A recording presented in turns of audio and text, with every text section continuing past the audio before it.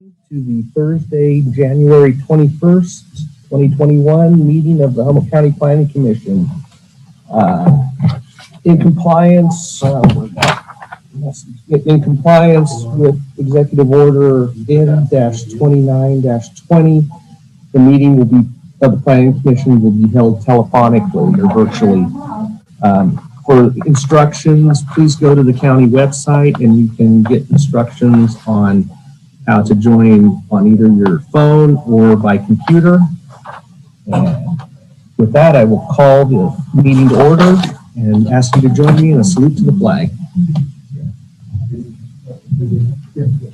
I pledge allegiance to the flag of the United States of America, and to the republic for which it stands, one nation, indivisible, with justice for all.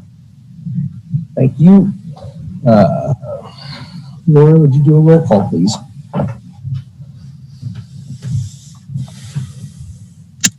Alan Bongio. Present. Ronnie Pellegrini. Noah Leve. Present. Mike Newman. Present. Peggy O'Neill. Present. Brian Mitchell.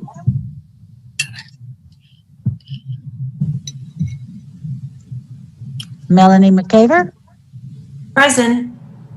Thank you. Thank you, Laura. So we have quorum at least. So, Director, do we have some agenda modifications? We do not have any agenda modifications. I'd like to point a couple of things out, though. There are 3 supplementals. There's one supplemental that has come from the applicant related to the Rising Goat special permit. And there are 2 letters from the public relative to the Rolling Meadows project. And then if anybody is listening from the public and is interested in the application for J and J, there's a lot line adjustment, zone boundary adjustment, and conditional use permit in the Eureka area. This is being continued to date uncertain, It's an application associated with the mini storage that we will continue to process, but that's listed on the consent calendar with recommendation to continue to a date uncertain. So if the consent calendar is adopted, that will just be continued. That's all I have. Okay. Make sure if consent takes any time to remind me on that to add it to it. So if I don't. Thank you. All right. So with that, we will move to public comment. This is the time when the public can comment on any item that is not on the agenda. And let's see what we have for attendees. We have 2, and the first one is Holly Carter. Go ahead, Holly. All right, I finally got my technology working, so I think this will work. Can you guys all hear me? Yes. Okay, thank you for taking public comment. And I had sent a letter, but kind of late in the day today. It was drafted in consideration of one of the projects, but because it's on the consent agenda, I would like to speak in general terms instead. I have some concerns regarding the application of conditions, like the imposition of conditions related to moving generator use into either grid or solar use and I'm seeing this more and more often, and I want to just discuss it a little bit. I greatly appreciate the intent of lowering environmental impact, and I have concerns about one-size-fits-all solutions, especially ones that are working Chairman, yes. Can I interrupt here? She sent in a letter about this. Mm-hmm. And this was about Savage Farms that's on the agenda. She did, but then she said since that's on the consent, she wanted to make it more general and related to the Let's just let her let's Okay, let her finish. just making sure. Thank you. It is more I of a agree, general Mike, but- concern. Yeah, thank you for hearing that. I read it because this is a project that I feel near and dear to the family, but I do have a general concern about the trajectory of these applications of conditions. We went through an arduous, and I recognize many of you guys, some of you are newer than the CCLMOU process. We did discuss the applicability of generators. It is something that is allowed under state law and under the CCLMOU. And I'm concerned that the planning department, that staff outside of the planning department, there are staff reports being written by people who are not reachable, who are not staff under our county, and they're inputting these conditions onto projects without doing the diligence to analyze the actual project. And I believe it's based on public comment. That public comment seems to be swaying the planning process, which has its own guidelines, which are in ordinance and in county code. State law allows for the smaller size generators. And one of the things that when I rolled this particular consideration, this particular imposition of a condition through my head, I was thinking about when somebody is required to build infrastructure that actually could increase impact, which hadn't been there before. You're putting buildings where there weren't buildings, you're putting grid power in where there wasn't grid power. So there's increased cost, but there's also increased impact on the farm. But the real thing that really struck me was that that means that it has to be maintained, which could actually increase the use of generators throughout the year rather than just utilizing them. You're going to have to wrap it up now. That's fine. I just want you guys to look at these, to not necessarily blanket them, and to send direction back to the planning department to stay within the bounds of the ordinance. Thank you for your time. Thank you. I think the director would like to comment on this, so go ahead, Director. Thank you, Chair. I think this condition was not added by consultants. That was actually added by the department in response to the consistent action of the Planning Commission to impose this condition. And so in order to hopefully keep these on the consent calendar, this condition was added based upon the past actions of the Planning Commission. So it's not something that random consultants are doing or the staff's doing without direction. It's really trying to follow the Planning Commission's lead here.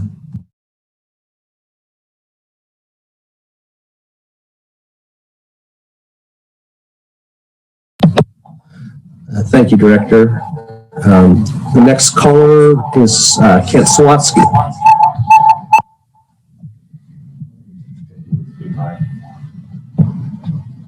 Go ahead, Kent. You have to unmute yourself. I'll turn mine down. Hello, Ken Sawatsky here, and I have no problem with the prior speaker referring to me as a person by my name, Kent Sawatsky, who has been for a long time in favor of what's frequently voluntary when it's brought forward to the Planning Commission to do the right thing regarding generators and their use. I do understand that there's a angst regarding some people, but I do feel, and I will stand by this, it's in the county's best interest. It started with HumMap on 1.0, and we had a settlement which some people say may be not adhered to. So I just wanted to make that clear with regarding the prior speaker.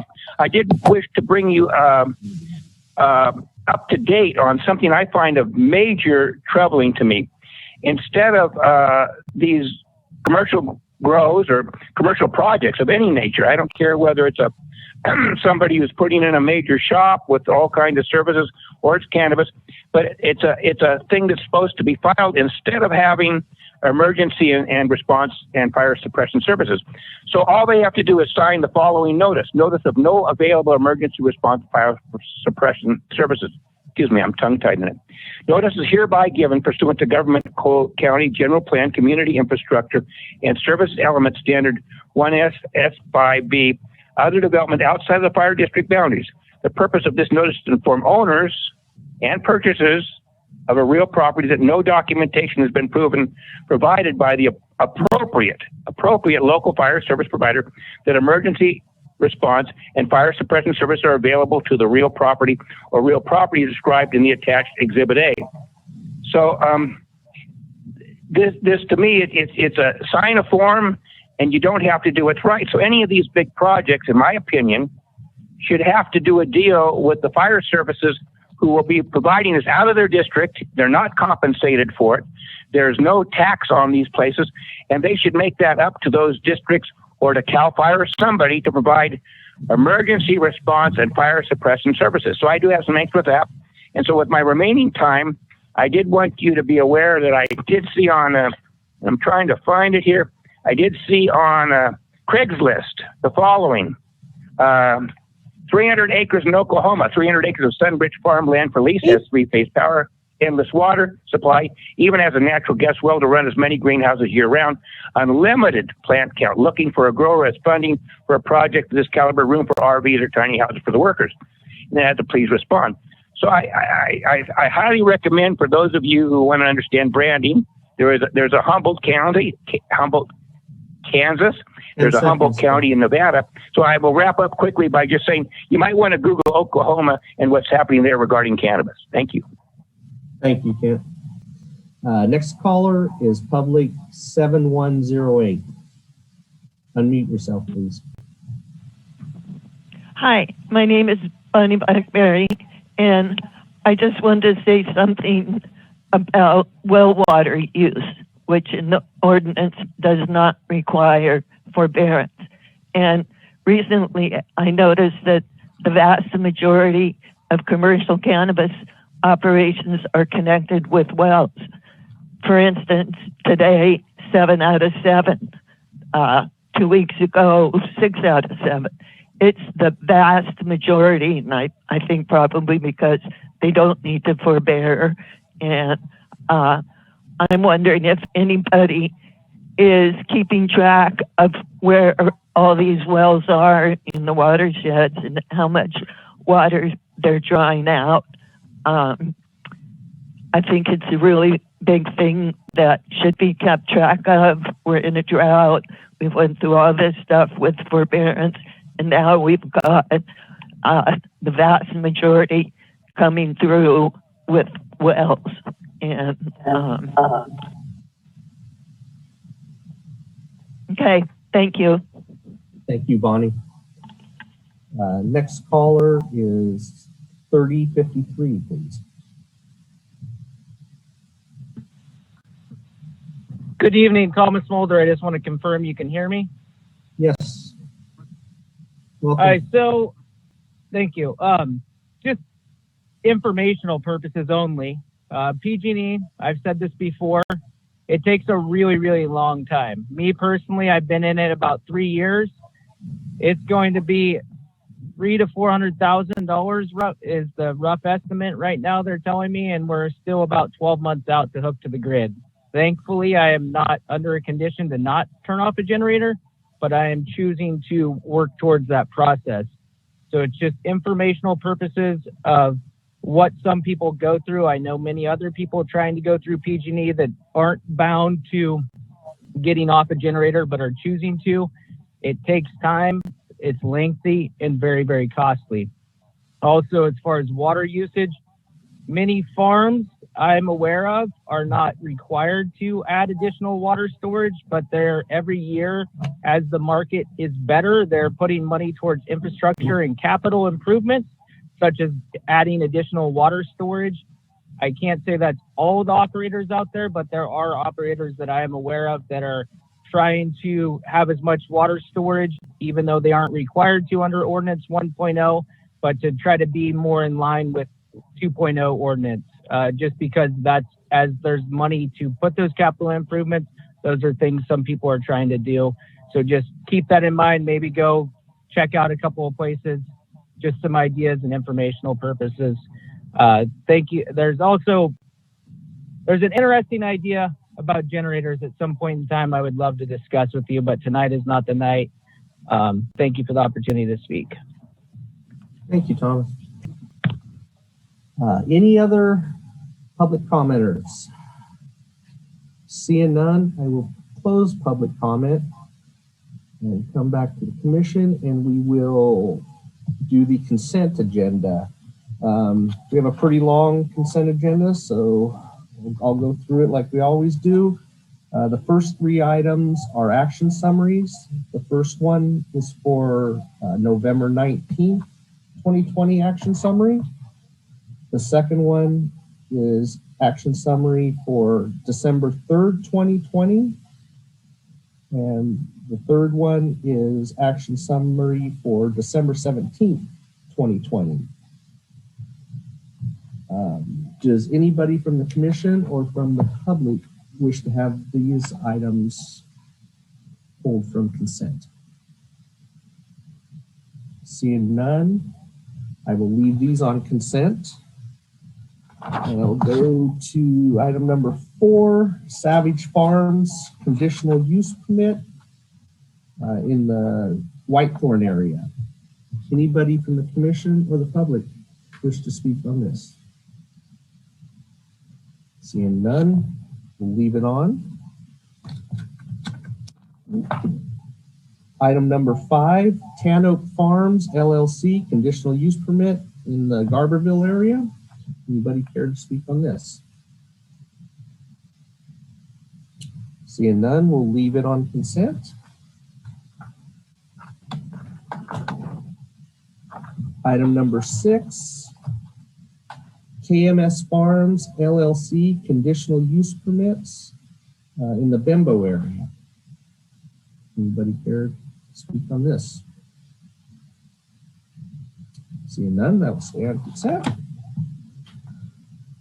Item number 7, Rising Goat Limited Special Permit in the Garberville area. I see several hands up, so this will be pulled from the consent agenda. And that takes us to, I believe, item number 8, which is the last one. Yes, the last one on the consent is the J&J Family LLC in the Eureka area, which the director asked us to continue it to, was it a date uncertain? To a date uncertain. So with that, I would ask for a motion to accept items 1 through 6 and 8 of the consent agenda, and item number 7 was pulled. Mr. Chairman, I move that we approve items 1 through 6 and item 8 of the consent calendar. I'll second. We have a motion and a second. Any discussion on that? Seeing none, I will ask Laura for the question, please. Alan Bongio, Yes. Ronnie Pellegrini. Oh, she's out. Sorry. Noah Levy, Yes. Mike Newman, Yes. Peggy O'Neill, Yes. Melanie McGaver. Yes. Thank you, commissioners. Thank you, Laura. Motion carries unanimous. So with that, I would ask for a staff report on item number 7, which was, go ahead, Director. In order to address what we expect to be a very long hearing, we moved items pulled from consent to the after the public hearings. Okay, we can do that. You're right, that's what we normally do. I just wasn't thinking. Thank you. So we will move on to continued public hearings, which it's item F. And the first item is Rolling Meadows Ranch LLC conditional use permit. And I would ask for a staff report.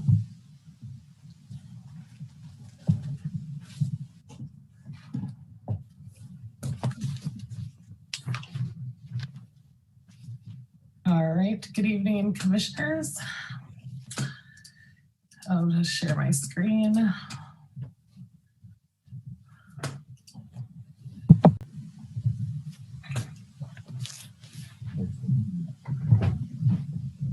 Good evening, commissioners. My name is Megan Ryan, and I'm the assigned planner for the Rolling Meadow Ranch LLC Conditional Use Permits Project.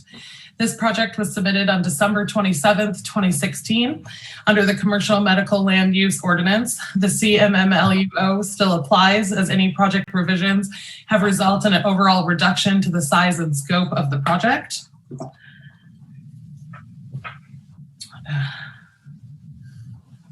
The proposed project is 6 conditional use permits for a 5.73 acres of new mixed light cannabis cultivation occurring in 4 distinct areas.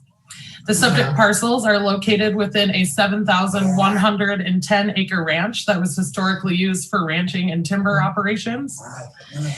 The parcels are currently undeveloped. The project includes development of 16 greenhouses and 5 processing facilities. An on-site wastewater treatment system and water storage tanks that will capture rain from roof runoff will be constructed in each cultivation area. The overall footprint associated with the development will be 8.50 acres. Generally, there will be 22 employees on any given day, with the maximum of 30 employees during peak operations. Security includes locked buildings, fencing, gates, and video surveillance. A security gate with guarded entrance will be placed on the private road that continues east off Mccann near greenhouses 1 and 2. The security guard position will be staffed 24 hours a day. As stated in the biological resources evaluation contained in the initial study and mitigated negative declaration, the project is located on the north side of the main stem of the river. The proposed project footprint lies most entirely within prairie and grassland portion of the subject parcels. Water use for the proposed project is 4,550,200 gallons, or 18.4 gallons per square feet. Water is provided by 3 groundwater wells and rain catchment. An examination of the well logs indicate the depth and screening intervals are such that the wells are not connected to surface water features, and therefore do not require water rights for diversion and use from the State Water Resources Control Board. There will be 320,000 gallons of hard-sided tank storage for rainwater catchment on site. The stored rainwater will generally be used in the summertime for landscaping, lawn maintenance around the facilities, as well as fire protection and supplemental water for dust mitigation. There are 4 northern spotted owl activity centers within 1.3 miles of the cultivation areas. The nearest marbled murrelet habitat is more than 3 miles to the west of the subject parcel. Noise and light attenuation measures are included in the conditions of approval, in addition to a mitigation that requires pre-construction surveys for NSO. The project as designed will directly impact approximately 0.84 acres of wetlands. Potential wetlands are within the project development footprint and construction impact buffer, and completion of the project will result in unavoidable but mitigatable impacts. New wetlands will be created at a ratio of 3:1 as stated in the mitigation in the CEQA document. The California Natural Diversity Database showed an active golden eagle nest across the river from the project that was found in 2003 prior to the area being heavily logged, and is the only known historic nest site within 2 miles of the project site. Golden eagle surveys were conducted in 2018 through 2020 and continue into 2021. Golden eagle survey results can be found in Appendix G of the initial study and mitigated negative declaration, along with a complete biological resources evaluation. This is an aerial map showing the project location as indicated by the star, relative to the communities of Weot and Myers Flat. The primary access for the project is located off Mccann Road. This road currently crosses the Eel River using Mccann Bridge, which is a low water bridge. When the Eel River flow volume increases to 3,500 cubic feet per second, typically in late November through April, Humboldt County closes the Mccann Bridge and vehicle traffic across the bridge is not possible. The county will be replacing the low water bridge with a year-round bridge in the future. From its intersection with Dyerville Loop Road, Mccann Road is county maintained for 1.5 miles. This section of road is approved for commercial cannabis use by the Department of Public Works. Approximately 5 miles of private road will be used in reaching the project areas. After review of analysis provided by the applicant's engineer, planning staff determined the access road, including the recommended improvements, can accommodate the traffic generated from this project. There are approximately 4.2 miles of road connecting all proposed cannabis facilities that will see routine use during project operations. The total extent of the internal road length is 12.9 miles. There are 2 routes that will be used for access throughout the ranch. Additional improvements on internal roads ensure the internal ranch roads can accommodate the traffic generated from the project. On the 12.9 miles of internal road, 34 of 45 identified stream crossings will be improved, and there will be some widening and realignment of the road, as well as additional rocking and general brush clearing will occur. Alder Point Road will provide secondary access when the low water bridge over the Eel River is not available. From Alder Point Road, the length to the nearest facility coming from that way, which is Greenhouse 16, is 8 miles. The length of the interior road traveled to the furthest facility, which is Facility 1, will be 12.3 miles. According to the access assessment prepared by North Point Consulting Group, revised in October 2020, the Alder Point access road will be able to accommodate the volume of traffic anticipated for the project. The following slides show the location of the proposed development on the subject parcels. This slide is showing the 2 subject parcels near the community of Mccann, and what the layout is of the cultivation areas as indicated by the stars. This slide is showing the location and layout for greenhouses 1 and 2. This slide is showing the location and layout of the processing facility for greenhouses 1 and 2, which is located just upslope of the greenhouses.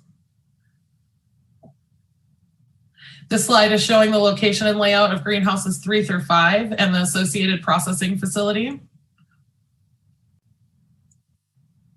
This slide is showing the location and layout of greenhouses 6 through 10 and the associated processing facility.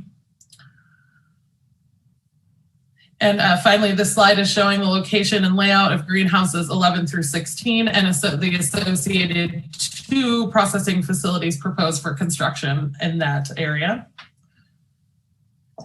The initial study was circulated, the initial study mitigated negative declaration was circulated from July 17th, 2020 to August 17th, 2020 at the State Clearinghouse. Due to substantial comments received from the Department of Fish and Game and the public, the applicant submitted additional information, including Golden Eagle survey data, road and stream evaluations for Alder Point road access, and a supplemental botanical report. The applicant revised the project to reconfigure site access, modify the location of the parking area and security guard station, and relocate greenhouse number 3 and the processing building near greenhouses 1 and 2 out of the floodplain upslope, and that also moved them outside of the required wetland setbacks, which did reduce the amount of wetland impacts associated with the project, potential wetland impacts associated with the project. A mitigation measure was also added regarding pre-construction surveys for golden eagles. As a result of these changes, the initial study and mitigated negative declaration was revised and recirculated from December 1st, 2020 to December 30th, 2020. There are 3 environmental factors that include mitigation to ensure the potential impacts of the project are less than significant. And these environmental factors are aesthetics, agriculture, forest resources, and biological resources. The mitigation measure for aesthetics requires the use of vegetation to cover the retaining wall required to elevate greenhouses 1 and 2 outside of the 100-year floodplain. There are 24 trees proposed for removal to develop the proposed project. Therefore, a mitigation measure for agriculture and forest resources was developed to ensure successful replacement of removed trees at a 3-to-1 ratio. And finally, there are 16 mitigation measures related to biological resources, including prairie restoration, wetland enhancement, and pre-construction wildlife surveys. At the beginning of recirculation of the initial study and mitigated negative declaration on December 1st, 2020, the Planning Department at a conference with members of the California Department of Fish and Wildlife and the United States Fish and Wildlife Service to discuss concerns about the potential impacts to golden eagles. Based on the available information and evidence, there does not appear to be nesting eagles in the vicinity. However, the presence of potential nesting habitat does indicate that a nesting pair of eagles could choose to nest in the area during any particular breeding season, and construction activity associated with the project does have the potential to disrupt breeding and nesting activities. Accordingly, planning staff is recommending a replacement mitigation measure for Bioresources number 16 to reflect current United States Fish and Wildlife Service guidance for protection against impacts to the golden eagles. This substitution mitigation measure is more effective in mitigating potential significant impacts that were identified and does not by itself cause any potential significant impact on the environment. The language that was modified from the document that was circulated is that the surveys conducted will have to demonstrate there's no active nest within 1 mile of the radius of the project. Previously it said 660 feet. Numerous public comments were received by the Planning Department. The comments were provided to the Planning Commission in the staff report, with the exception of a few submitted after the staff report was distributed that were sent separately to the commissioners. This slide shows many of the topics discussed by the comments received, including but not limited to concerns with the size and scale of the project, access, impacts to biological resources, water source, water use, and impacts to water quality and fire hazards. Staff responses to comments are included in the executive summary of the staff report. This slide states the most significant and common comments received by the Planning Department. Many concerns were raised regarding water source and use. An examination of the well logs indicates the depth and screening intervals are such the wells are not connected to surface waters. The facts are that these wells tested at a combined total of 63 gallons per minute, which if operated at that level would provide all the water needed for the project in 51 days. If the wells were only operated for 12 hours a day and tested at half the yield, the total water demand could still be provided in 204 days. This does not include the use of the rainwater catchment. There's no doubt that there's sufficient water to accommodate this use. Concerns were raised regarding golden eagles. Many concerns were raised based on the nest located across the river. As previously stated, the nest was last documented to be active in 2003 prior to the area being heavily logged, and is the only known historic nest within 2 miles of the project site. All potential trees fitting the nest tree description were attempted to be located, and potential suitable nest trees were reviewed for signs of use. No trees were found that appeared to have hosted or currently host a large raptor nest, and no whitewash or prey remains were found. As previously stated, mitigation measure Bioresources 16 requires construction to occur outside of the golden eagle breeding season unless pre-construction golden eagle surveys have been completed, which demonstrate there are no active nests within 1 mile radius of the project. With incorporation of the mitigation and the evidence available, planning staff determined the project will have less than a significant impact on golden eagles. Finally, concerns were raised that Mccann Road does not meet the requirements for Category 4 road or functional equivalent. It is important to note that there is no requirement in the ordinance that states the roads utilized for the project have to meet the Category 4 standard. Upon review of the analysis submitted by licensed engineers and discussion with the Department of Public Works, planning staff has determined Mccann Road can accommodate the traffic associated with the project.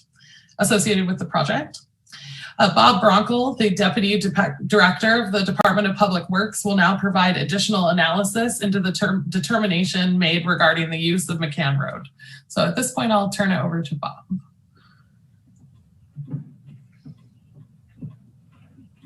All right, Bob Bronkel, Deputy Director, Humboldt County Public Works.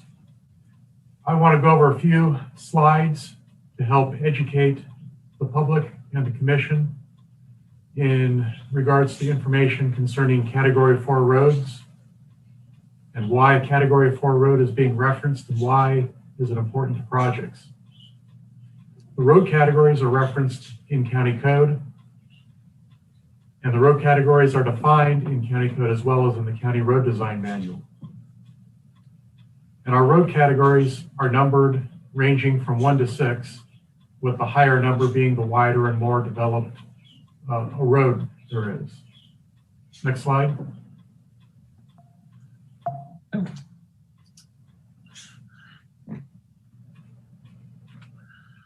A Category 4 road is the lowest road category that has 2 travel lanes, one for each direction of travel. This represents a bright line of the type of analysis that needs to be done to see if a road is developed to an adequate functional capacity to serve proposed projects along with existing uses. Not all roads need to meet or exceed Category 4 road standards in order to have adequate road functionality. And that's an important thing to remember. Purpose of Category 4 road is to simply identify when roads have adequate capacity for two-way traffic. Those that do not, they're meeting a different functional capacity. Next slide, please. So as an example, there's a Category 1 road or Category 2 road in the top picture. This is a narrow 1-lane road. It is much different than the functional capacity of the principal arterial shown down in the bottom picture, which is a major highway.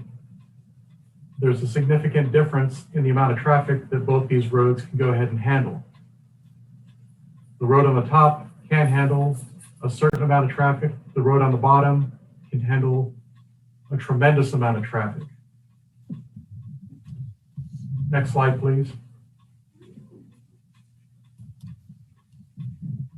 To give you an example of what our road categories look like, a Category 1 road is your narrow 1-lane road, typically a driveway. Next slide. Category 2, slightly wider, ranging from 10 to 12 feet instead of just 10 feet in width. Next slide. Road Category 3, this is 16 foot wide. Again, all these roads to date have two-way traffic on it, but they're sharing the same travel lane. Next slide. This is your basic Category 4 road. This one is paved. Not all roads necessarily have to be paved to meet a road category. That just happens to be a surface treatment that is shown on this road. This demonstrates the basic Category 4 road. 2 travel lanes, limited shoulders. Next slide. Road Category 5 includes usable shoulders that pedestrians or bicyclists can go ahead and use. Next slide. Road Category 6 is your urban type road. Multiple lanes, curb gutter, sidewalk. So these are the different road categories that are defined in county code and in the county's road design manual. These are the different roads that, or different road standards that roads can be developed to based upon the amount of development and use that a road is going to receive. Next slide, please.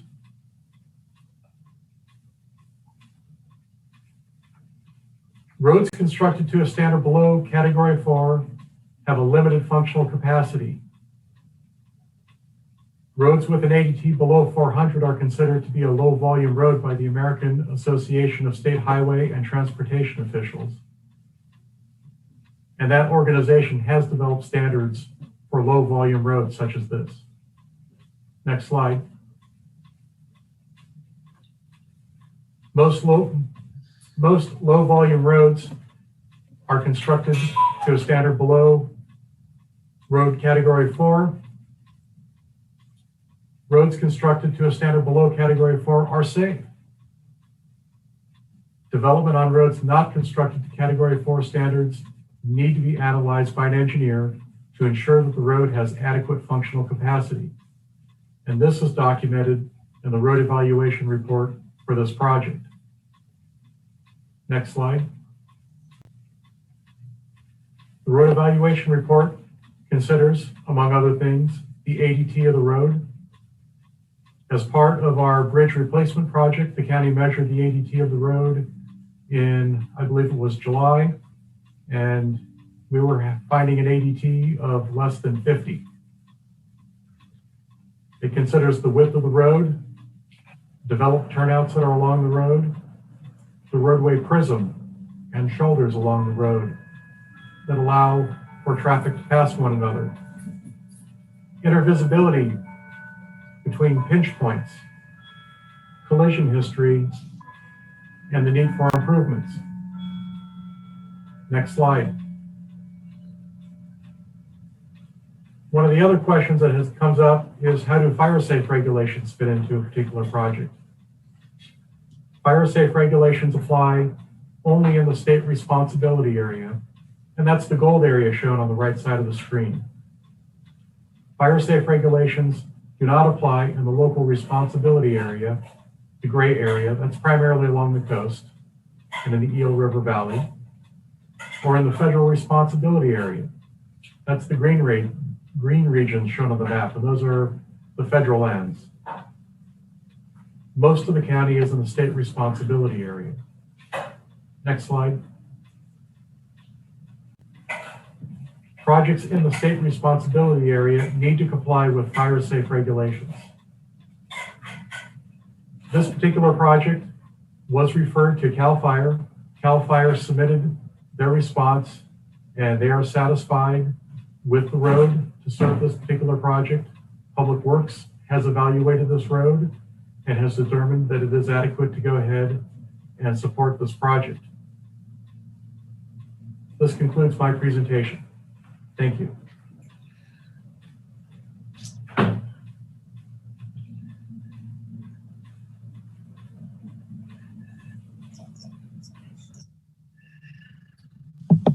Actually, we do have a few more slides. Yeah, thank you, Bob. Thank you, Bob. These are some images to show the general condition of the slide. In the documents submitted by the public for comment on this project, they do include a lot of pictures as well, but I did want to go ahead and present several pictures to document the road and demonstrate what intervisible turnouts are along the road and what pinch points are. So this Mccann Road is a county maintained road as it begins at Garberville Loop Road, and it extends for 2.18 miles until it reaches the cul-de-sac where a green gate is constructed across the road. And that is the limit of the county maintained road for Mccann Road. So at the start of the road, this is where the road crosses the Eel River. The bridge is a one-lane road. There's intervisibility on both sides of the road, meaning that if traffic is approaching the bridge and someone else is already on the bridge, there's room on either side of the bridge for vehicles to go ahead and stage while waiting for a vehicle to cross. This is what is meant by intervisible turnouts. It's the road, while being one lane, can be shared by two-way traffic, with traffic taking turns to go ahead and pass one another through narrow pinch points along the road. Next slide.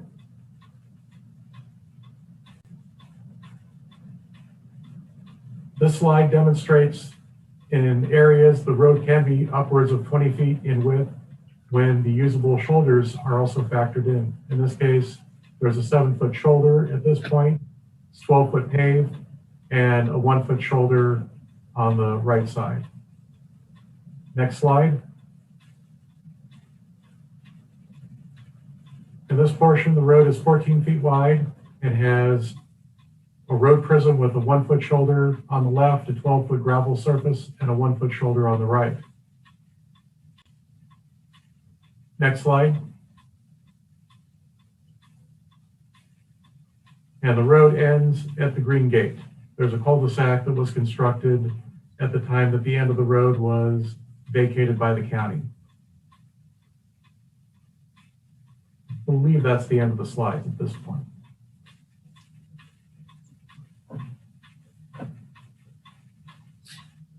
Thank you, Mr. Runkle. Based on the review, the planning division reference sources and comments from the referral agencies, planning staff believes the applicant has submitted evidence in support of making all the required findings for approving the conditional use permit. As discussed above previously, a significant amount of concern and opposition to the project has been raised by members of the public. While staff believes the project complies with the ordinance and general plan requirements, the Planning Commission should consider take these concerns into consideration when determining whether the project would potentially have a negative impact on public welfare. This concludes my presentation. Planning staff is available to answer any questions the commission may have on the proposed project. The applicant's agents are also in the attendance at tonight's hearing. Thank you. Would you like me to do that? Yeah. All right. Any commissioners have questions for staff? And then I'm going to open it up for the applicant to speak. So it looks like Peggy has her hand up. Go ahead, Peggy. So I have 3 questions. I'll just state the questions and then you can answer them. Is there any weight limitations on the bridge that would be impacted during the construction period or operations? You mentioned something about the 100-year floodplain, but it kind of went over my head. How much, if any, of the remaining portions of the project are still in the 100-year floodplain? And you also mentioned a concern about equity for local cultivators, and I just thought maybe you could explain that to me because I don't really understand what it meant. Yes, and Bob, would you like, maybe Bob could address the weight limitations on the bridge?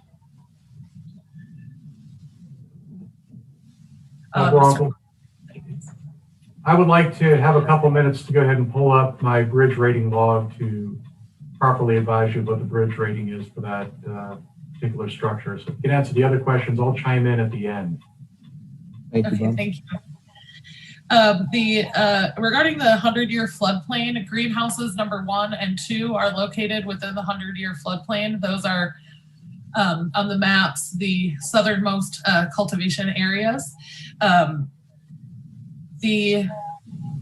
To ensure that the greenhouses are out of the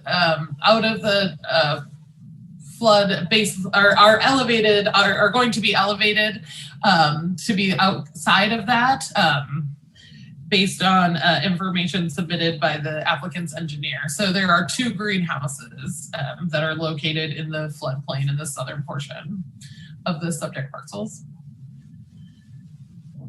Regarding equity for local cultivators, several comments were received regarding concerns that the landowner resided out of town or there was an unfair bias towards local cultivators, and staff stated in the staff report that there is no requirement in the ordinance that the landowner reside in Humboldt County.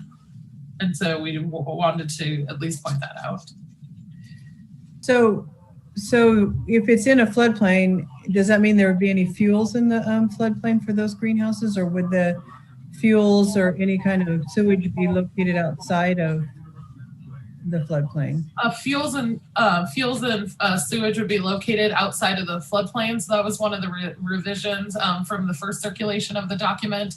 One greenhouse and the processing facility were located in other areas of the parcel to ensure those items were removed from the 100-year floodplain.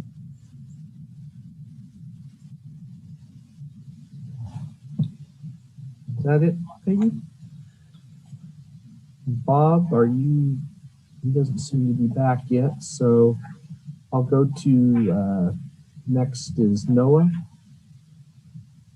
Okay, thanks. Yeah, and I'll save more of my questions for later. I know we've got a lot of public interest in this, but Megan, I think I just didn't hear. Can you clarify when You said that there was a meeting that took place with the Department of Fish and Wildlife and the U.S. Fish and Wildlife Service specifically to discuss golden eagle mitigations. So my two questions about that were, one, when was it? Because I was reading with great interest the letter from DFW that was dated, I think, December 20th. So was it after that? I was prior to the their letter in early December. Was it in early December? Okay. Okay, and then was the scope of the meeting all of the, was it just about golden eagle mitigations, or was it about all of the range of issues that were raised in the department's letters? It was primarily focused on the golden eagles. There was a small time at the end that we did discuss the other issues. A number of the other issues raised in the letter were issues that were raised previously in their comments in July.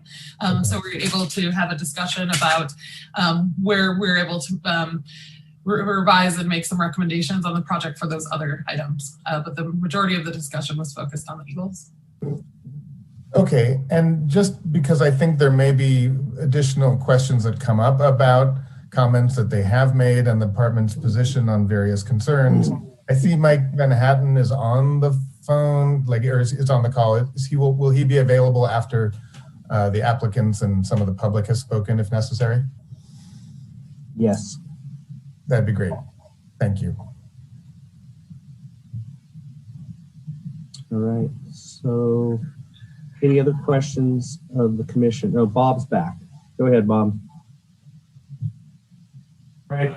The bridge has a purple rating on it that's assigned by Caltrans. It can handle legal loads with a maximum permit weight on tandem axles of 60,000 pounds. So it's adequate for whatever might be drug across it. I mean, we know they haul logs out of there, so they're full-size trucks. All right. Thank you, Bob. So with that, any other questions? If not, I'd like the applicant now to speak, and then we will also give the applicant a time to rebuttal after public comment that will follow the applicant. So if the applicant would speak now and give us some information, we appreciate it. Okay, great. Good evening. My name is Prairie Moore, and I work for Natural Resources Management here in Eureka. And I had a short presentation to share about some of the environmental compliance work that NRM has done on this project over the last 4 years. Is that okay for me to share my screen? Yes.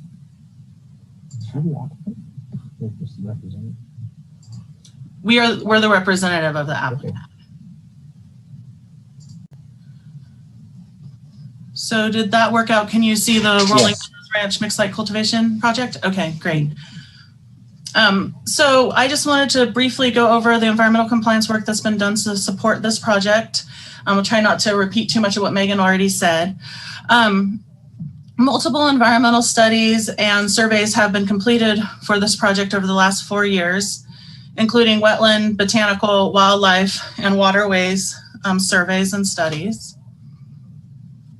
And sorry, there we go. The project has worked over the last 4 years extensively to vet the project location in terms of the siting of the facilities in order to try to site the facilities in the most environmentally friendly way possible. And so all the facilities are sited outside of the water board stream buffers, which come from the water board cannabis order, the state order, and the California SMA streamside management area buffers for the creeks. And so you can see here, we have the facilities 1 and 2 and 3, 4, 5 are all located outside of the stream buffers. As Megan mentioned, there are some wetland impacts from this project. And so here I wanted to draw your attention to the parking area is located within the 100-foot buffer of the seasonal wetland. It's not directly in the wetland, but it is within the buffer. And then here we have the rest of the facilities are all located outside of the stream buffers, and the facilities 9 here is also located within seasonal wetland areas. And so this is the direct wetland impacts that Megan was referring to. And so the project does have some wetland impacts.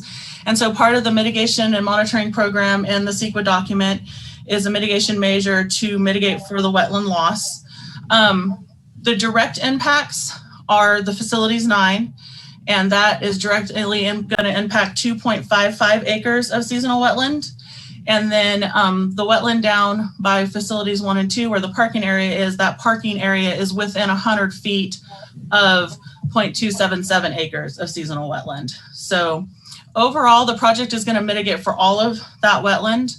So a total of 4.8 acres of wetland will be mitigated for at a 3-to-1 ratio. So a total of 1.4 acres of 3-parameter wetland will be established on the ranch. And both of the wetlands that are going to be impacted are seasonal, and they are both highly disturbed. The one down by the parking area is actually the old homestead site for the ranch. And the one up at facilities 9 is this picture here in the slide. And you can see that the wetland area is actually part of an old ranch road and adjacent to it. And because they are highly disturbed, there is a high coverage in these 2 wetlands of non-native and invasive plant species. So within the mitigation measure in the CEQA document, the success criteria requires that within the newly created wetland, 85% of the native plantings that are planted in that wetland will have survived at the end of 5 years. And at the end of 5 years, there will be less than 10% covered by invasive species. And so the created wetlands should be high quality wetlands with high native plant cover, and the wetlands that are being filled are lower quality wetlands with quite a bit of non-native and invasive cover in them. Botanical surveys were also done for all the project areas, all the facility footprints. Then those were done for special status botanical species. All areas were covered, almost all of the areas were covered with 2 visits, and many of the areas actually received 3 to 4 survey visits. And during those botanical surveys, we did find some sensitive natural communities. And so the 2 sensitive natural communities that were found out there were Danthonia californica prairie and Elmus glaucus prairie. And those are 2 native bunch grasses. And this picture here is an Elmus glaucus prairie picture. So the project will impact 0.97 acres of Danthonia californica prairie and 0.89 acres of Elmus glaucus prairie. And again, there's a mitigation measure within the CEQA document that requires the project will mitigate for those losses at a 1-to-1 ratio. And the success criteria is requiring that. And so the project will create new Elmus glaucus and Danthonia prairie. And within the success criteria, after 5 years, those areas, those newly created areas will be high quality with less than 30% non-native and less than 10% invasive plant species within them. In the Danthonia California created areas, that will have greater than 50% relative cover of Danthonia.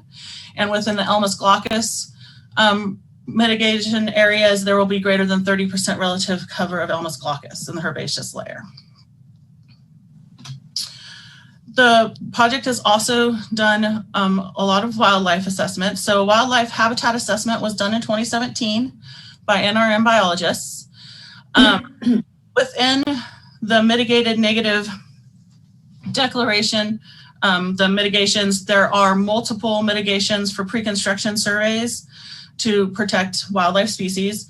And in a lot of ways, this project has gone above and beyond. And one of CDFW's initial comment letters, they requested that the project do pre-construction surveys for Western bumblebee. But the agencies don't yet have a protocol for Western bumblebee surveys. And so the project actually worked with local experts to develop a protocol, and that protocol is within the mitigation and monitoring program of the CEQA document. The project is going to build state-of-the-art facilities, which is a benefit in the sense that the project was designed to be noise reducing, which is really important for wildlife species. All power used at all the facilities is going to be supplied by PG&E. The project did a lot of research to find the quietest fans out there that they could. So the fans will be quiet air fans, and those are rated at 53 decibels at 10 feet. And because these are high-tech facilities, the blackout curtains will be automated. So they will automatically pull, 1 hour before sunset till 1 hour after sunrise. And I feel this is important to point out because it eliminates the human error that sometimes happens with cannabis cultivation where somebody forgets to pull a blackout tarp during the night. So as discussed, Golden Eagle is something that's come up a lot with this project. So, multiple Golden Eagle studies have been done. Surveys were done in July 2018 and April through June of 2019. And NRM is currently doing pre-construction Golden Eagle surveys out there on this property right now. And I'm going to talk about those on the next slide. There was a historic nest site located over half a mile from the project area, and it was last known to be occupied in 2003. A nest search of that area was done by NRM biologists on November 11th of 2020. The historic nest location on the CNDDB is a Douglas fir, and it was mapped on the CNDDB. So all large Douglas firs and really all large trees within 500 feet of that surrounded map point were searched by the NRM botanist or biologist, And these pictures here are of that area. And I put these here so that you could just see that the forest is not super thick in this area. And the biologist was able to look up into the canopy. And so no animal prey remains or whitewash was observed. No nest structures were observed. And Megan pointed out, but I just wanted to reiterate that between 2004 and 2006, the area was timber was heavily harvested in large areas to the west and south of this historic nest location. And they actually harvested right up to within 500 feet of the nest. And so the habitat that is there now is not exactly the same habitat that was there in 2003. We are currently doing more Golden Eagle surveys at the property. We have 5 stations set up, and those are represented by these red stars. The stations are overlooking the 1 mile around the project areas on the ranch. And actually, because the ridges and stuff up there, they're actually overlooking an area much greater than 1 mile. And the colored polygons here are the view that the surveyors are having from those stations. So you can see the coverage. So we've done 1 survey at each station so far. Each survey is a 4-hour observation survey. And so far this January, there's been 20 hours of survey time put in here. The surveys were done January 17th, 19th, and 20th, and the weather during the surveys was optimal for raptor activity. It was sunny and there were thermals, and no eagles were observed during these surveys. So water sources for the project include rainwater catchment, and there's 320,000 gallons of hard-sided tank storage in the project plan.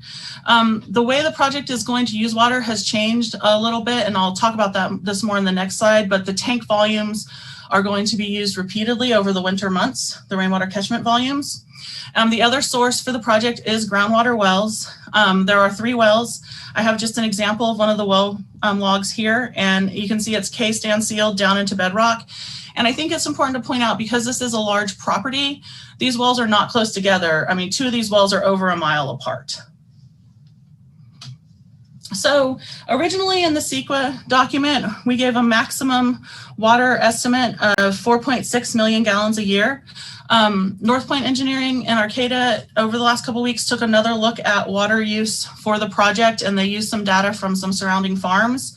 And they reevaluated and came up with an annual water use of 2.9 million gallons, or 12 gallons per square foot.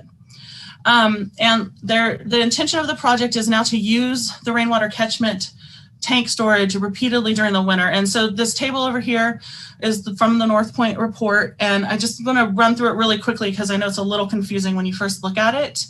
But in green here is what the cultivation will require each month in gallons. And this blue purplish color is the rainwater catchment potential. And this is based on the 30-year precipitation average for the site. And so you can see in January, the cultivation requires about 30,000 gallons. The potential for rainwater catchment with the facility space is 1.7 million gallons. So the rainwater they will use 30,000 gallons of rainwater and keep their 320,000 gallon tanks full. And so that is the same through January, February, March, April, and into May. And then in June, the project would use any rainwater that might be available and supplement with the well water. And I'd like to point out that going in out of May into June, they're keeping this 320,000 gallons of tank storage full. And then in July, same thing. If there's rainwater, they would use it. Otherwise, it would be supplemented with the well. And then in August, they would supplement it, or they would use the well, and then they would also start to use this rainwater catchment volume that was sitting in those storage tanks. Same thing in September, and then in October, the project goes back to relying on rainwater, and they start to refill that 320,000 gallons of storage. And I just wanted to point out as a comparison example. So the allowable land uses for this parcel include cattle ranching. And if they were to run cattle on this ranch, the estimate water use for the cattle is 2 to 3 million gallons a year. So the same as the cannabis. And water for cattle would most likely come from surface water, creeks, and springs, because you have to have your water troughs spread out throughout the property. And in addition to that, cattle do quite a bit of damage to creeks and wetlands. And so the impacts from to something like a land use like for cattle on a land like this would be the same amount of water used and greater impacts to creeks and wetlands in the ranch. And in closing, I just wanted to say a couple words about cultivation density, because I think it's important to keep this project in perspective. We're talking about 5.73 acres of cultivation on a 7,110 acre ranch. And the cultivation areas are fairly consolidated into the southwestern portion of the ranch. So the vast majority of the ranch will remain untouched from the cultivation. The average cultivation per acre, if you do it over the ranch, is 35 square feet per acre. And if you take other projects that are typical in the county, say a 20,000 square foot cultivation project on 20 acres, you have 1,000 square feet per acre. And very typical in areas of southern and eastern Humboldt, you have multiple 10 to 40 acre parcels with 10 to 1,000 square feet all squished together. And so I think it's important to remember that there's 5.7 acres of cultivation, but the rest of the 7,000 acres will not be available for cannabis cultivation. So that concludes my presentation. I'm here available for questions, and some of the other applicant and some of the other applicant agents are also available for questions that you might have. Thank you very much for allowing me the time. Thank you. Any questions from the Commission of Prairie? Seeing none, I guess, do we have any of the other applicants, advisors that want to speak at this time? Not. We have one hand up. I don't know who Brad Johnson is, so go ahead, Brad. Hi, good evening. I'm not going to make any substantive comments, but I just wanted to let the commissioners know that I'm the applicant's CEQA and land use attorney, and I'm available at the end of public comment to address any CEQA or land use regulatory questions that might arise. Thanks very much. Thank you, Brad. Okay, seeing no other hands, we are now going to open this up to the public for public comment. I am gonna be strict on the 3-minute time limit. I know we have, right now we're showing 43 people in the queue. Not that many hands up, but a lot of them are starting to show up. So it's gonna take a long time to get through this, and we're gonna adhere to our 3 minutes. So the first public commenter will be Harriet Hill, please. Thank you very much. I have the following comments on this project. The ISM&D's new mitigation measure, MM-Bio 16, addresses construction impacts on golden eagles during the breeding season only. It doesn't propose to mitigate the project's impacts on golden eagle foraging habitat from the persistent presence of humans once the project is operational. Long-term human disturbance within golden eagle's core area of activity a radius of about 2 miles from the nest, 1 mile radius for nesting eagles, can be more harmful than construction during the nesting season. Indeed, protection of a golden eagle's 2-mile core from disturbance is more likely to conserve them than the smaller buffers surrounding an occupied nest. Daily operations at Rolling Hills, including up to 30 employees who will regularly travel to its numerous spread out facilities, will greatly exceed prior levels of human activity here. Use of electric vehicles won't eliminate this problem. This continuous disturbance to foraging eagles could cause them to desert their territories. Secondly, the current staff report dismisses the cumulative impacts of this project on prairie lands, but it should be noted that these ancient grassland prairies are rapidly being lost in California and nationwide. Grasslands are increasingly threatened, not only by development, but also because of invasion by trees and non-native plants. A 2019 Cornell study found that grassland-dependent bird populations have crashed by 53% in the last 50 years. Thus, we must conserve as much grassland as possible, or it could go the way of wetlands, 90% of which have been lost. Finally, please ask yourself, commissioners, is the development by an out-of-state party of a large industrial cannabis complex in our remote backcountry, including a sprawling array of greenhouses and processing buildings, wise land use? The twist here is that the commercial medical marijuana land use ordinance states that new cultivation must be located on prime agricultural soils. This was originally intended to prevent more new cannabis development in our backcountry and rather require it to be located on the traditional farmlands with existing infrastructure. But this mandate is being used to do the opposite, that is to establish new cannabis grows on previously undiscovered prime agricultural soils in the middle of nowhere. For Rolling Hills, development at this remote location will create additional fire hazard in highly susceptible areas, threaten water resources, and require new infrastructure. Planning and County Council must work together to modify the ordinance so that its original intent of locating new projects on historic farmlands is restored.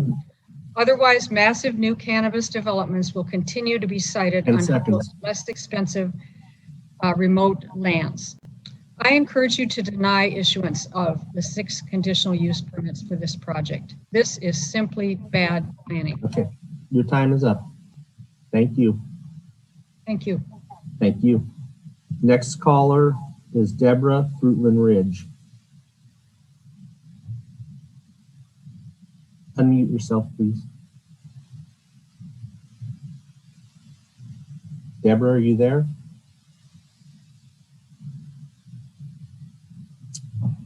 I'll move on to the next caller, maybe come back to her. Jason Holder.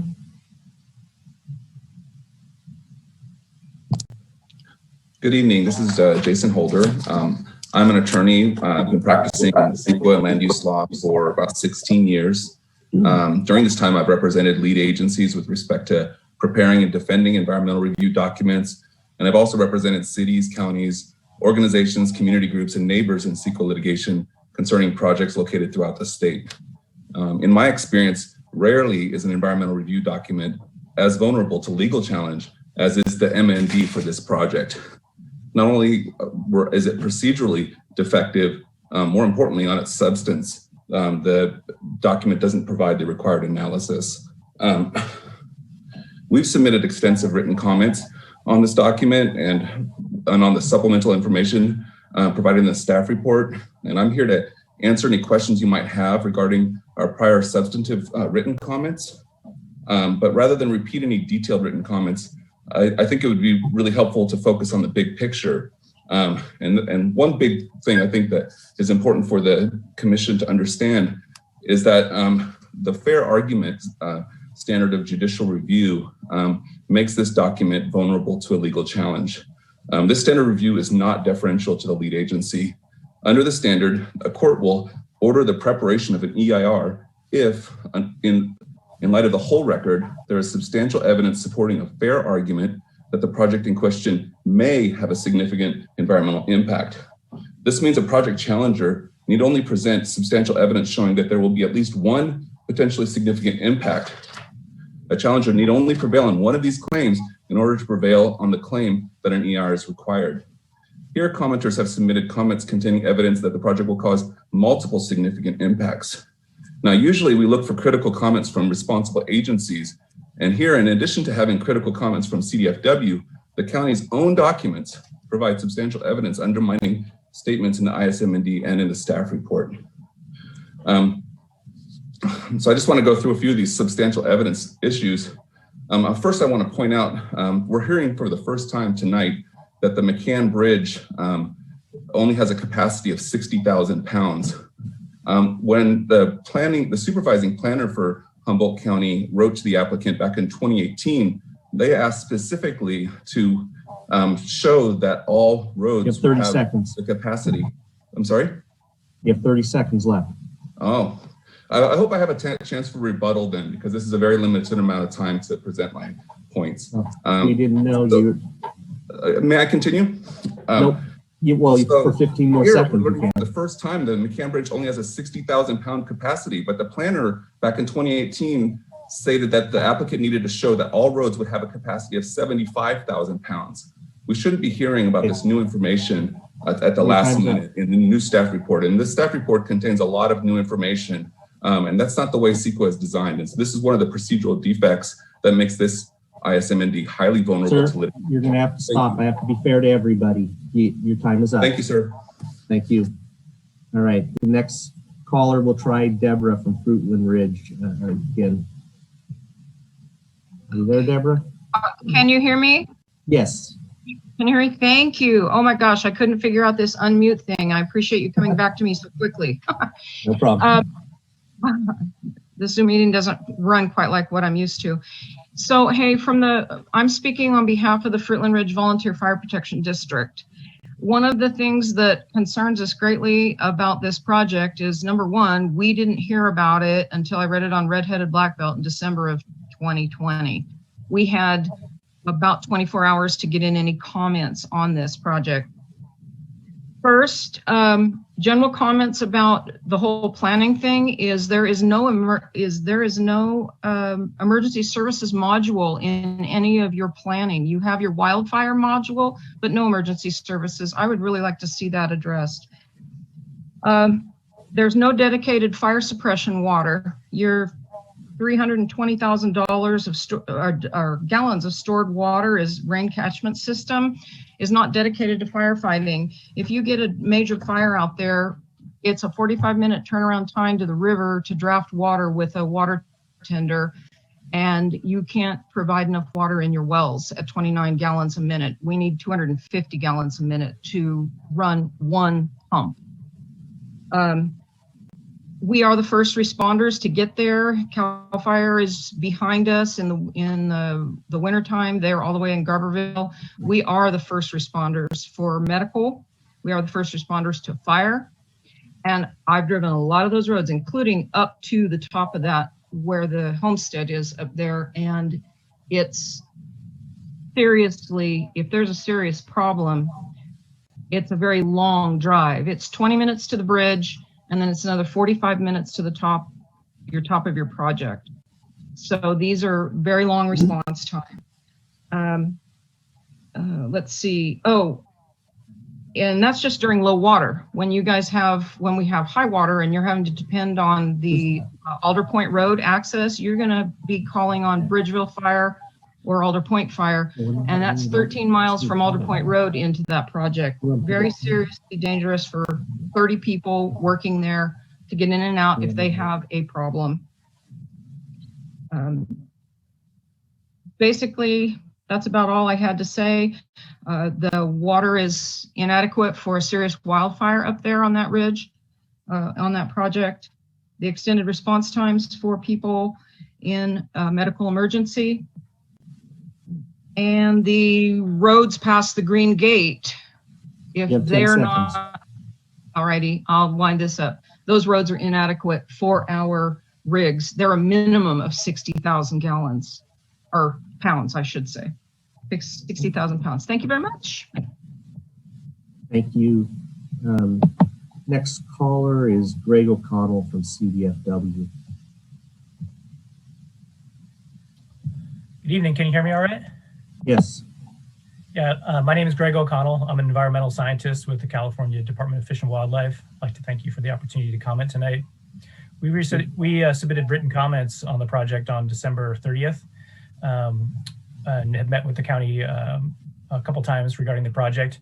I'd like to thank county staff for adding several conditions of approval to the project based on some of our recommendations, including a proposed project reclamation and restoration of the area, invasive species management plan, and also a prohibition of rodenticides and similar harmful substance. Some of the biggest remaining concerns of the project are that the biological surveys are not yet complete, and we need more info to evaluate potential impacts. Without complete surveys, we can't assess their adequacy, the potential for significant impacts, or the feasibility of mitigations. The first example is for golden eagles.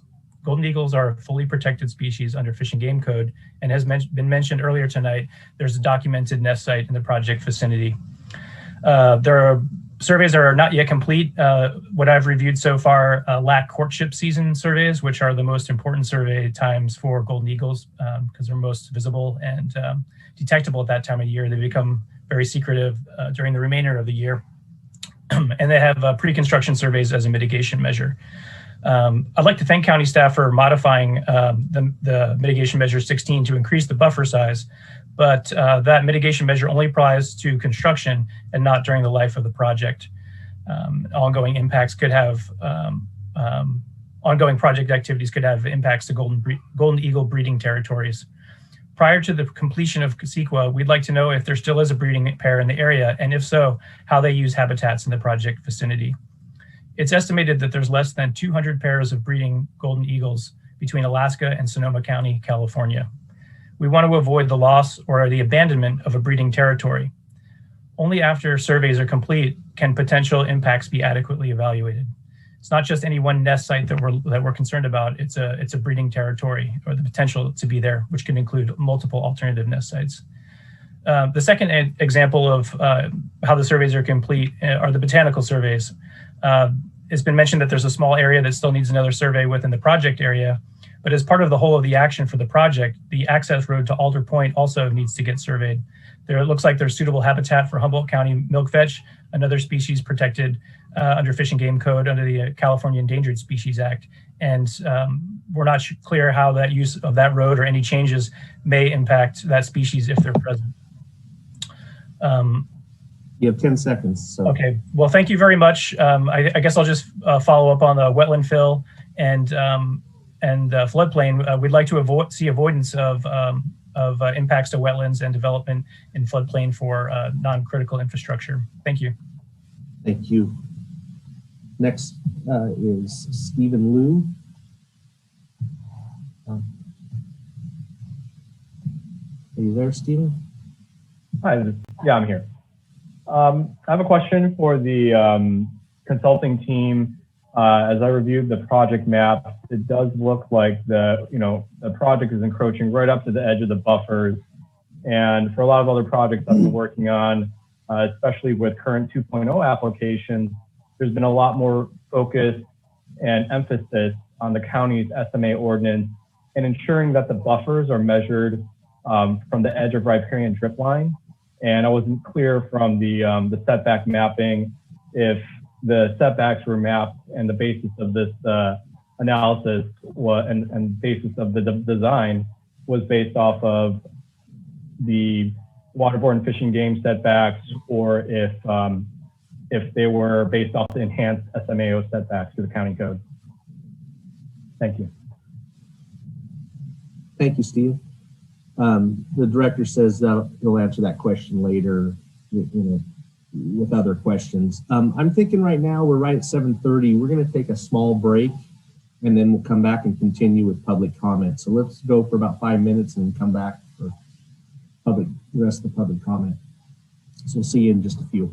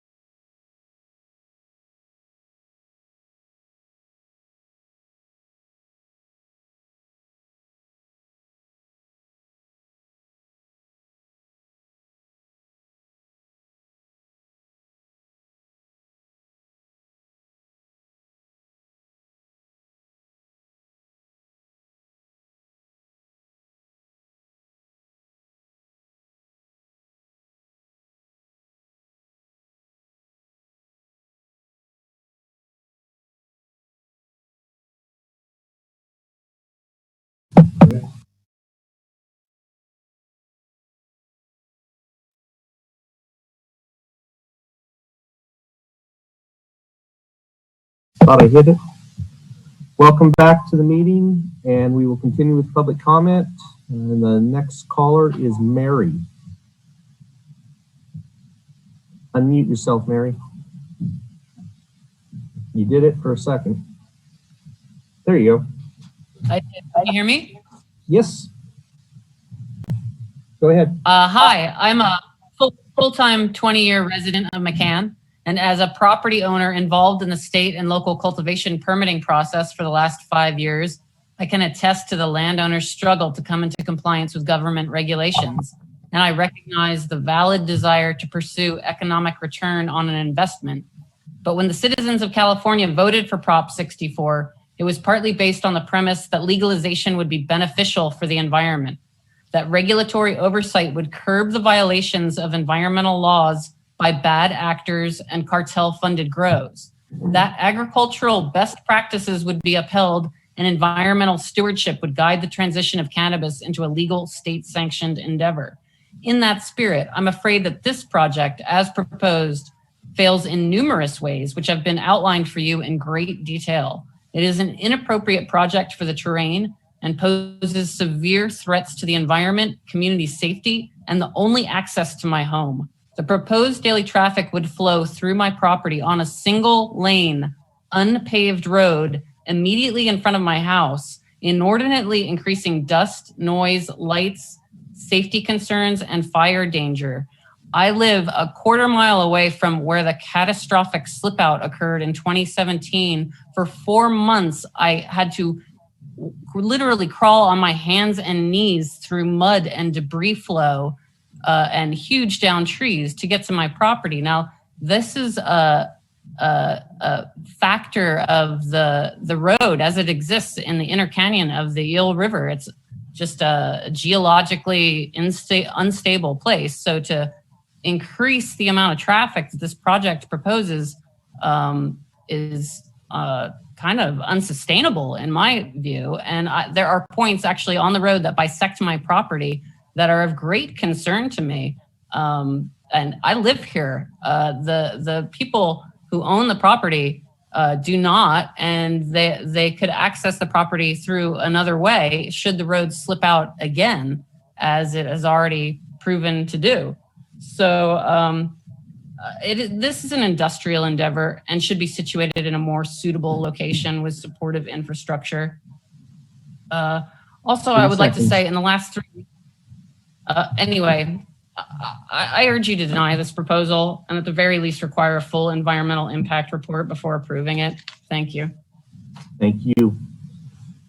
Next caller is Fran G.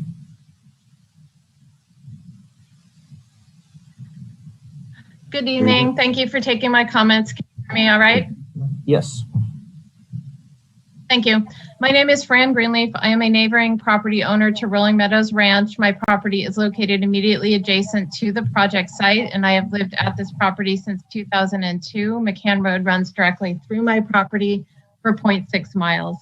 Before consideration, I urge the Planning Commission members to visit the ranch and drive the access roads and view the slope, wetlands, and biology. Written reports simply do not do justice to the access difficulties and project siting and impact issues. The project will have significant impacts on my home. The section of Mccann Road is barely 1 lane wide with no paving or surface coating, creating massive dust pollution and safety problems regardless of its category. As you have heard, all expert reviewers agree that Mccann Road is not a Category 4 road, but it is somehow designated by the county as functionally equivalent for purposes of this project. This designation is confusing and unwarranted, and we have provided significant evidence contrary to this position, including photos, videos, and an expert report that states that it is not Category 4 functionally equivalent. There is no traffic mitigation measure proposed, such as carpooling or vanpooling, or any limit on vehicle trips. There are no proposed dust mitigation measures for Mccann or Garberville Loop Road. The ISM&D did not analyze the suitability of Garberville Loop Road access at all from either the east or west of Mccann, and this is a major oversight. The Planning Commission has now heard the county's special presentation on the road and received our evidence and will make its own determination as to safety and adequacy. The project does have alternative access from Alder Point Road, which is approved for cannabis development. Water supply and well production is also not adequately analyzed.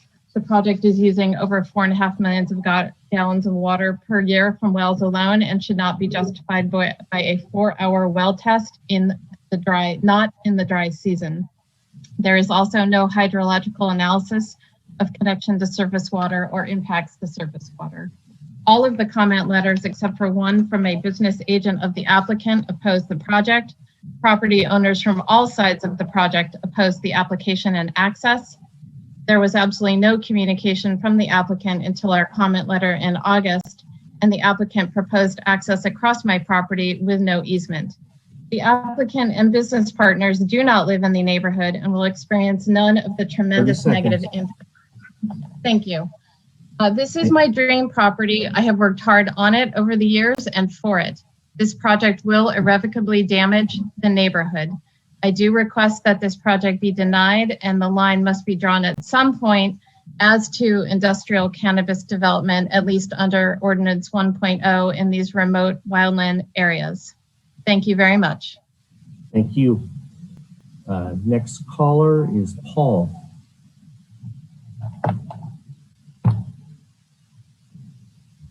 Sorry, sir.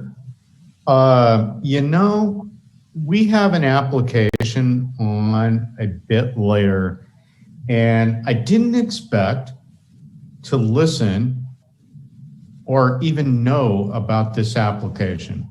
Obviously, it's prejudicial to look at the applicant as being out of the area, not fair to them.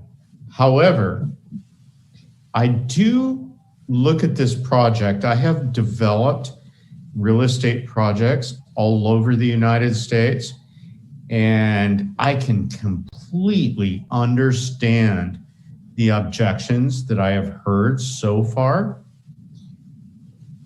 I do believe there is middle ground, and I have achieved this middle ground in multiple states.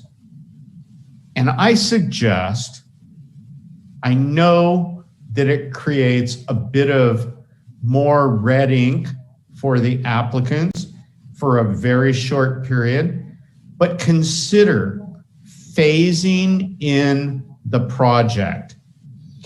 If phase 1, which we'll just pick a number, is 1,000 square feet, and it doesn't work for the roads and the neighbors, don't let it go further. That's your obligation as a planning commission. Don't let it go further to prejudice the county or the neighbors. That is clearly not fair. But give it a test. Clearly, these people have worked very hard on their application, as we have Rising Goat Limited later on your agenda. Hopefully you'll get to us today. But give them a chance to prove to you and the neighbors that this will work. It's not fair to consider them as being out of state, not part of the community. Give them a chance, but give them a short rope. If they can perform, the neighbors are happy, give them a little more rope. I am not sure. 30 seconds, please. Project. I'm sorry, sir. Let me finish my sentence, please. I'm not sure that you should deny this. Thank you, sir. Thank you. Thank you. Next caller is Bloxburg, please.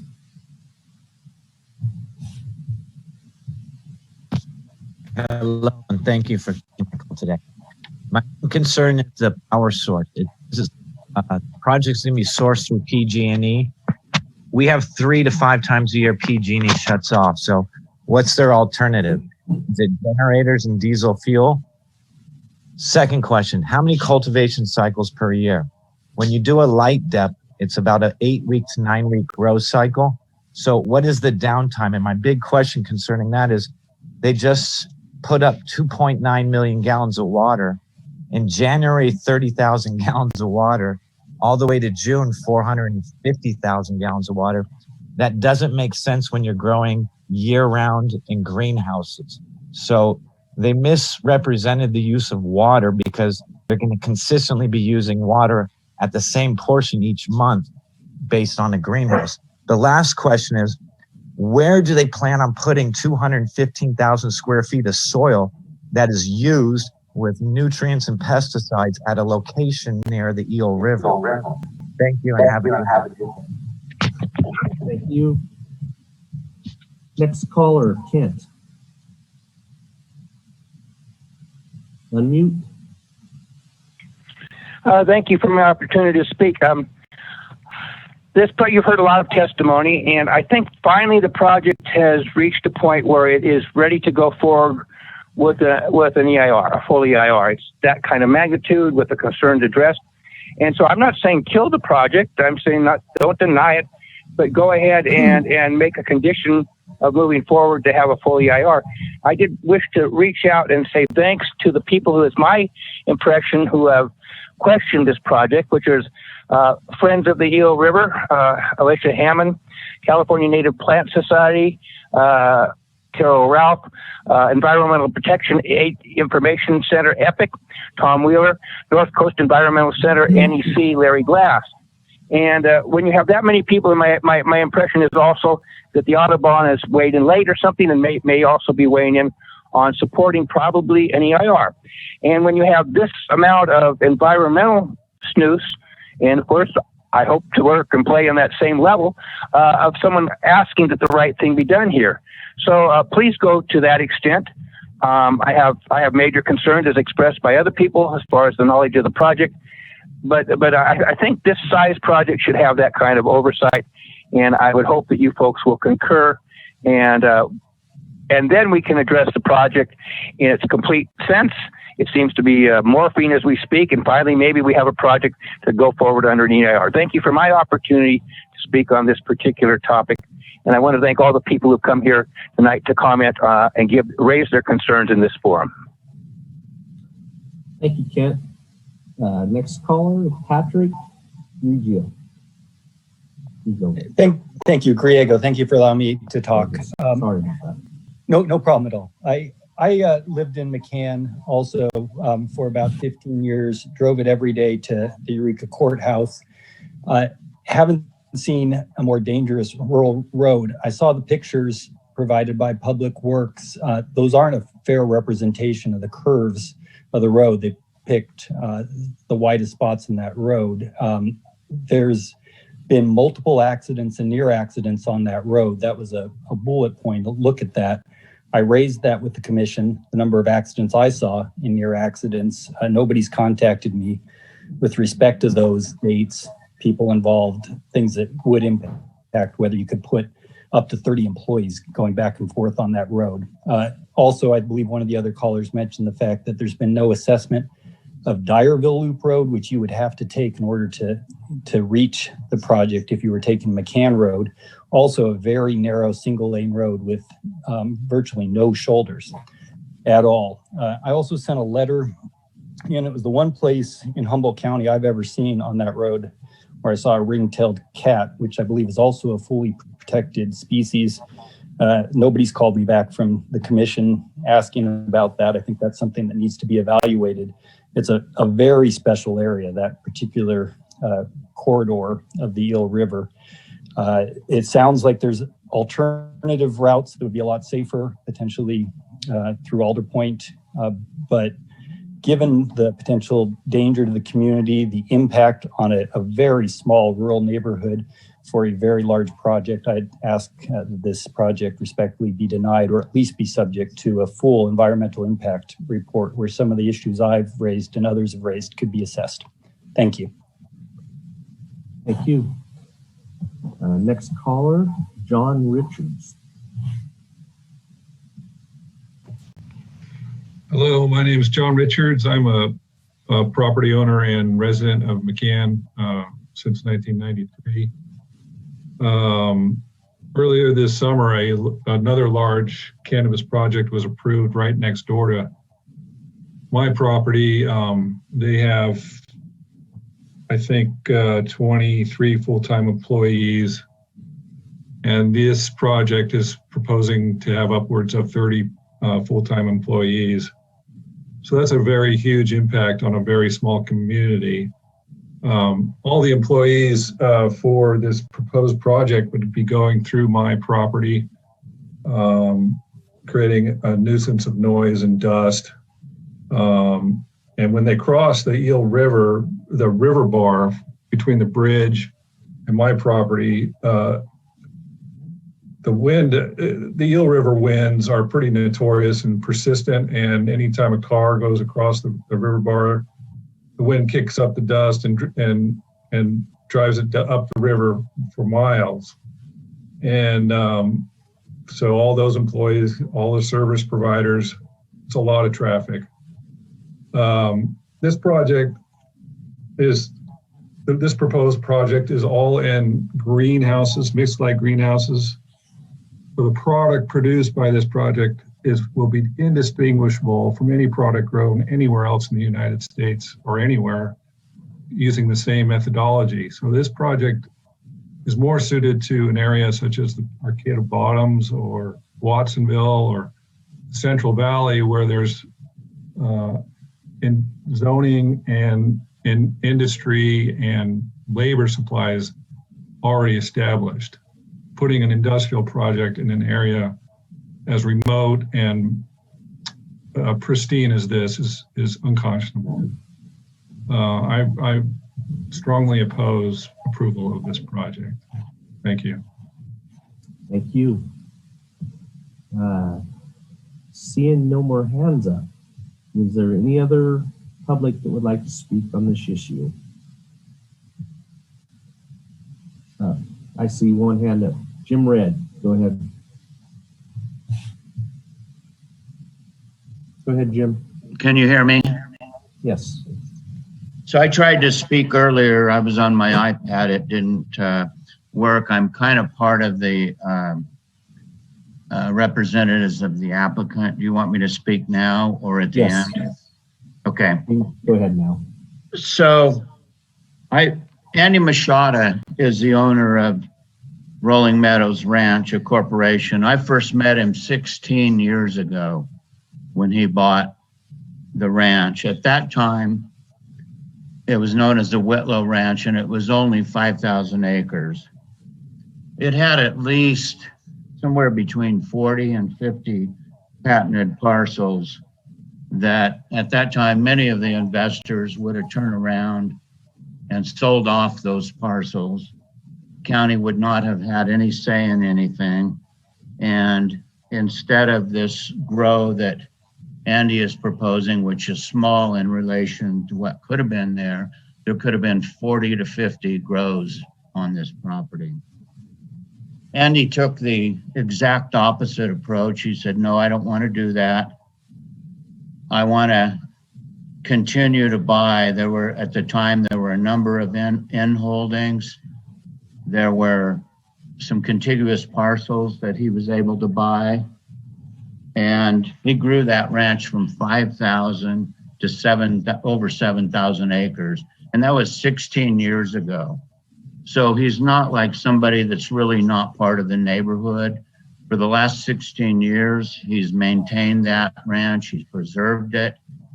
And in 2016, when the cannabis law became legal, and he decided to apply for that permit and get some return on that 7,000 acre ranch that he's owned for 16 years. During that 4 years, I was involved with helping him coordinate all the consultants. And during that 4 years, he has done everything that the County Planning Commission has asked him to do, the Planning Department, excuse me. And the thing is this, I mean, 30 it's seconds. Okay, the amount of land that Andy's going to use for this project is less than 1/10 of 1% of what he owns there. And I just believe that, he's hired the best consultants, spent a lot of money to make sure this project was correct. And he's going to have 22 full-time jobs there. It's going to be a huge amount of taxes to the county. And I just believe that the Planning Commission should issue this permit. Thank you. Thank you, Jim. Next caller is 7108. You there, 7108? Yes, I'm here. This is Bonnie Blackberry.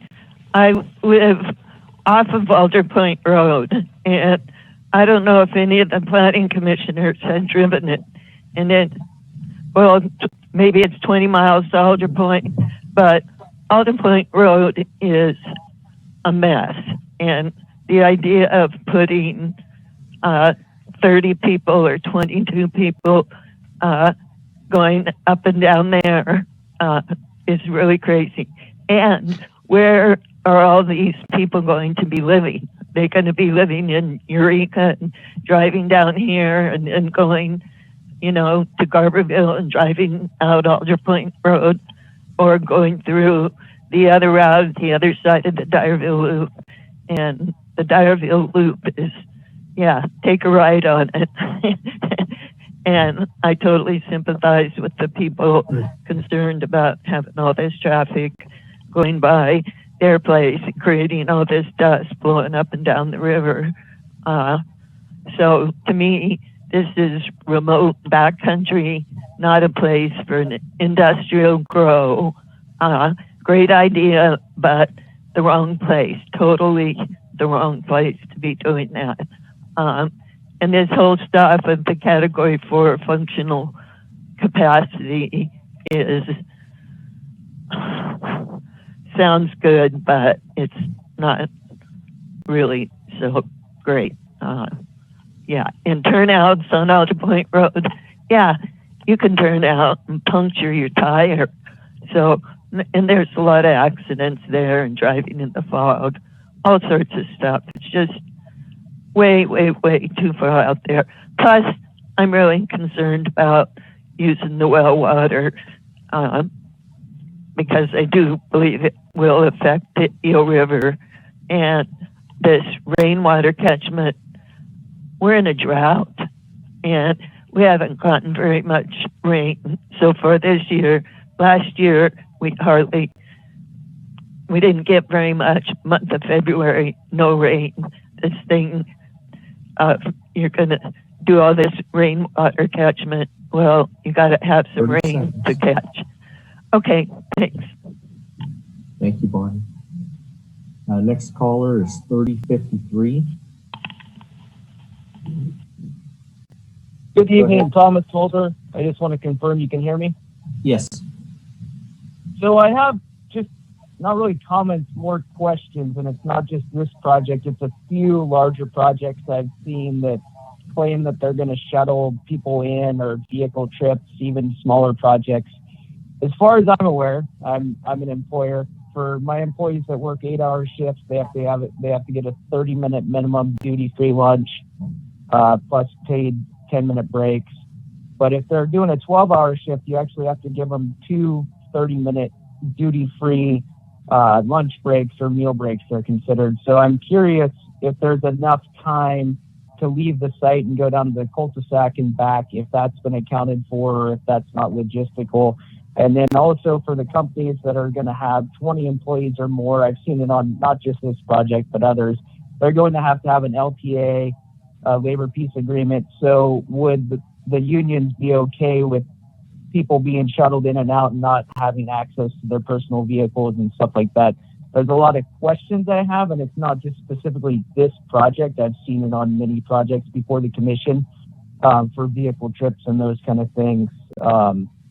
It's the accessibility is the big question for me, and I don't know if those questions have been asked or not. I have not read every single page in this project, so I'm not fully up to speed, but those are my questions at the moment. Thank you for the opportunity to speak.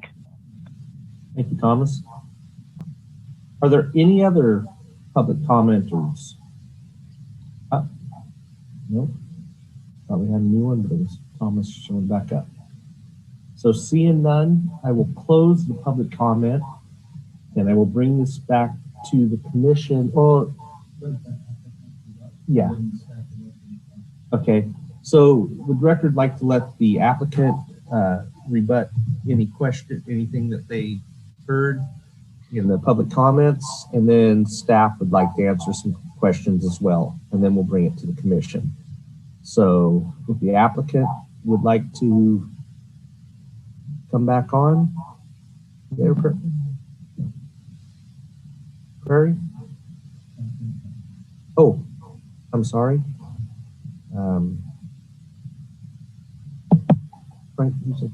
Brad Johnson, go ahead.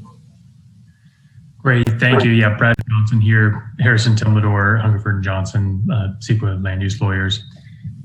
Just going to address a couple of the CEQA comments and land use comments. So first off, concerning the comments regarding this being the wrong place for this project, just remind the commission that the property is zoned for this use. The use is consistent with the applicable zoning and the county's land use ordinance. And just to keep it in perspective, there are a number of by right uses that are allowed on this property under the agricultural zone that would be far more impactful and that would not require any permit from the county or any mitigations. So something to keep in perspective there. In terms of the CEQA document that's before you now, this is a mitigated negative declaration. Somebody mentioned before the fair argument standard. The fair argument standard says that if that an EIR may be required if somebody presents substantial evidence indicating a fair argument that there may be significant impacts. Substantial evidence is not opinions. Substantial evidence is what it is. It's evidence. It's evidence similar in nature and quality to the types of reports that the applicant has put forward with this project and that you see cited in the mitigated negative declaration. That is substantial evidence. So when folks, and with all due respect, have opinions about water usage and biological impacts and so forth, those opinions, particularly because they relate to technical areas, are not substantial evidence. Those would not qualify to indicate a fair argument of a significant impact. And then lastly, I want to call into contrast the distinction between public versus private impacts. CEQA recognizes as significant impacts public impacts, impacts that are broadly to the environment, that are more than affect more than one property owner. CEQA does not recognize as significant impacts, for example, traffic driving by one house. That's not a significant impact that's cognizable under CEQA. And a number of the comments seem to be of that nature. So that's it, unless there are any questions. Thank you. Thank you, Brad. Is there any other of the applicants' people that would like to speak at this time? Seeing no hands up, I will bring it to the county staff then to answer questions.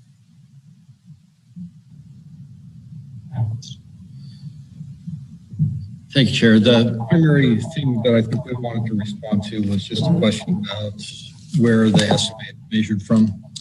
And we use a consistent approach to that. It's used from the edge of the riparian vegetation or the top of the bank, whichever is the furthest most conservative.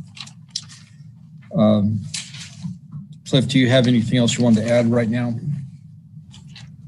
Yes, actually. So one of the questions that came up was the lack of botanical surveys that have been done for the access that's heading out to Alder Point. And I wanted to just bring your attention to the access evaluation that was done by the applicant's consultant, North Point Consulting. It does state that all of the recommended improvements here, which does include a few areas where they're widening the roadway, all of those improvements, excluding road point 4, road points 6 through 16, and road point 53, can be performed within the existing road prison and disturbed areas. And that's important because we do have road points 1 through 36 that have had a botanical survey, and road point 53 is actually the replacement of an old bridge, and that is the riparian impacts associated there are proposed to be mitigated for. I think that was, I don't know if Megan has anything else that she wanted to add, but that was one thing I wanted to clarify. Nothing to add at this time. Thank you. I'd just like to add maybe one thing for comparison in terms of the water use. A lot is made of that. You know, the typical single family home uses about 300 gallons per day.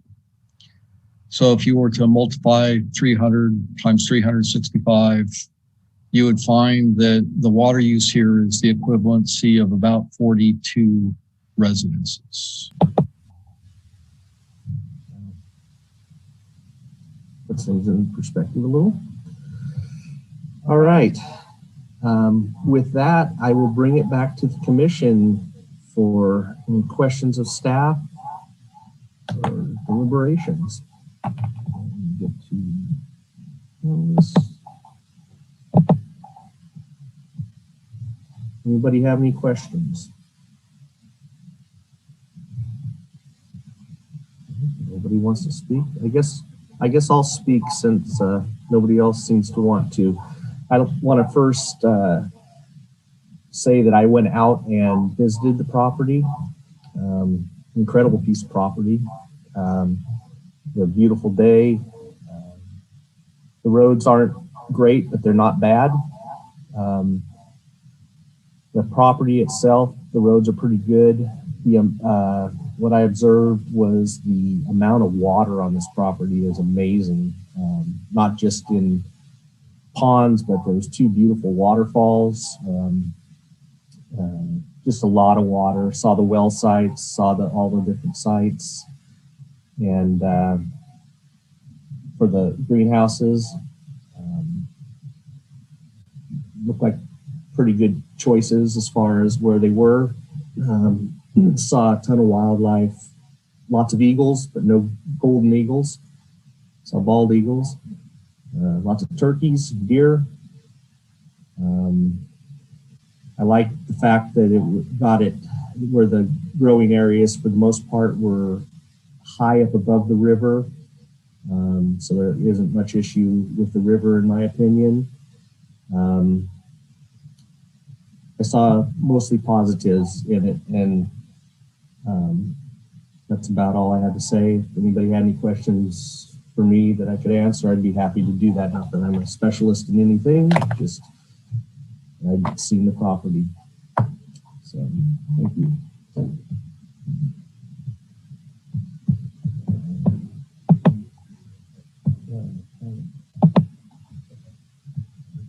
Anybody else care to chime in on this one? Go ahead, Bob.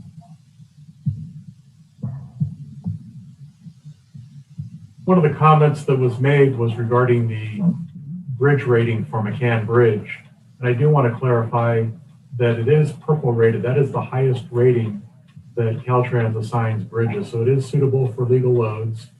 The rating that I did give for the loading is for the axles, the arrangement of the axles on the trucks as they might go across the bridge. There's different axle configurations that afford different loading, but it is a purple rated bridge, which is the highest bridge rating that Caltrans assigns to bridge. It's appropriate for all legal loads. It doesn't have any sort of load restriction on it like other county bridges do. Thank you, Bob. Noah, you have your hand up. Yeah, thank you. Okay, so, well, you know, one thing is that I mentioned earlier that I was I'm very curious to hear the input of the Department of Fish and Wildlife, since they wrote a pretty extensive comment letter just 3 weeks ago, or a month ago, whenever that was. And I guess I maybe got the impression that staff was going to ask Mr. Van Hatten to speak. But if I could just ask he or possibly another department representative, I mean, I guess the big question I have is, do they feel that the range of concerns and issues that they raised are met by the current mitigations? The way I read their letter and read the conditions that have been attached, I don't see that that's a clear yes. I mean, I see that there's a lot of good work that has gone into this project. I'm not trying to kill it, but I do want to make sure that we are appropriately mitigating it and doing so on the basis of our environmental partner agencies. So maybe I'll just leave it there and see if we might hear from Mike. Thanks, Noah. I'm going to defer to Greg O'Connell on this, who spoke earlier. He's our environmental scientist that was responsible for reviewing and commenting on the project. So it's best if he speaks to your questions. So Greg should pop on here in a second.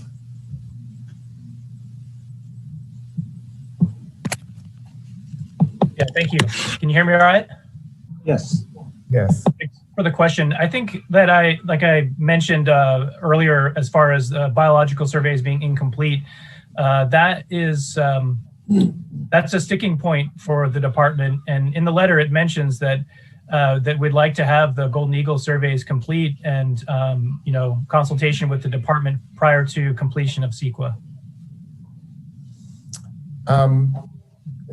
Thank you. Okay, great. That I'll see if anybody else has any questions for you. I don't have any. Oh well, I guess I do have one other one because it was something that was addressed, I believe, in the comment letter from CDFW. I'm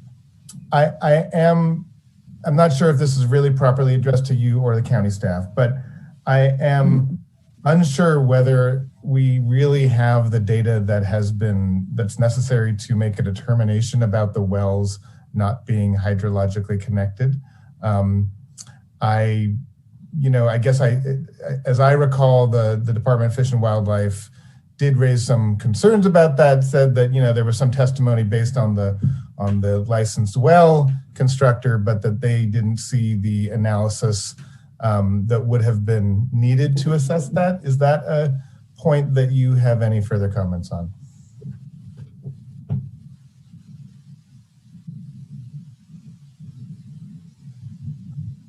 I think, are you asking Greg to respond to that? I was just asking if that was another issue that the department is concerned about.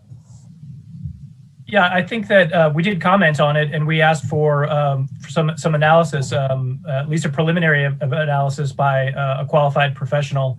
I'm not a licensed geologist or an engineer with experience of groundwater. I'm a biologist, but there's a fair amount of water that's being proposed for use for the project, and it's great that there's rainwater catchment proposed also, but we occasionally get some pretty substantial drought years, and they can go on for many years as well.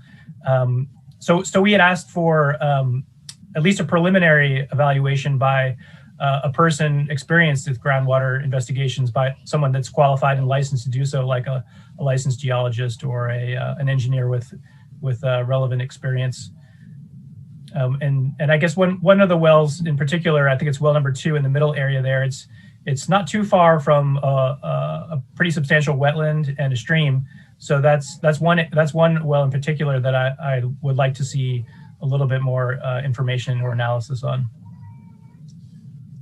Thank you so much. No, I appreciate your answer, and I know you can't speak in detail to every issue. I do appreciate you've clarified your position on some of them, though.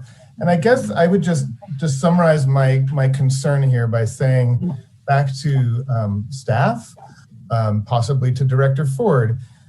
This is the sort of project where it's hard to know where a project rises to the level that it feels like it needs a higher level of environmental analysis, but I think this is one.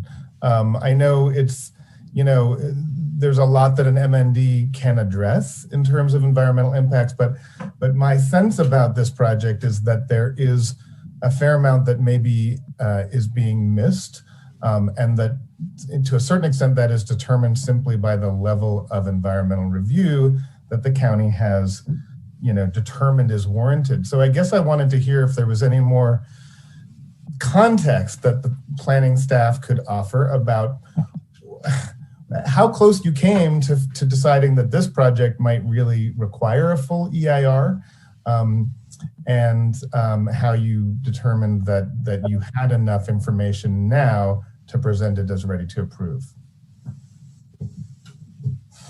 Through the chair.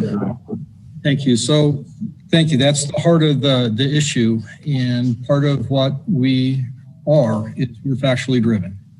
And so one of the important things to consider here is that there's a lot of deliberative things. In fact, that was brought up. That was something I wanted to respond to, that one of the public commenters was using early letters that are part of the deliberative process, asking for information as evidence, saying that this project has significant adverse impacts because we wrote a letter asking to get information clarified.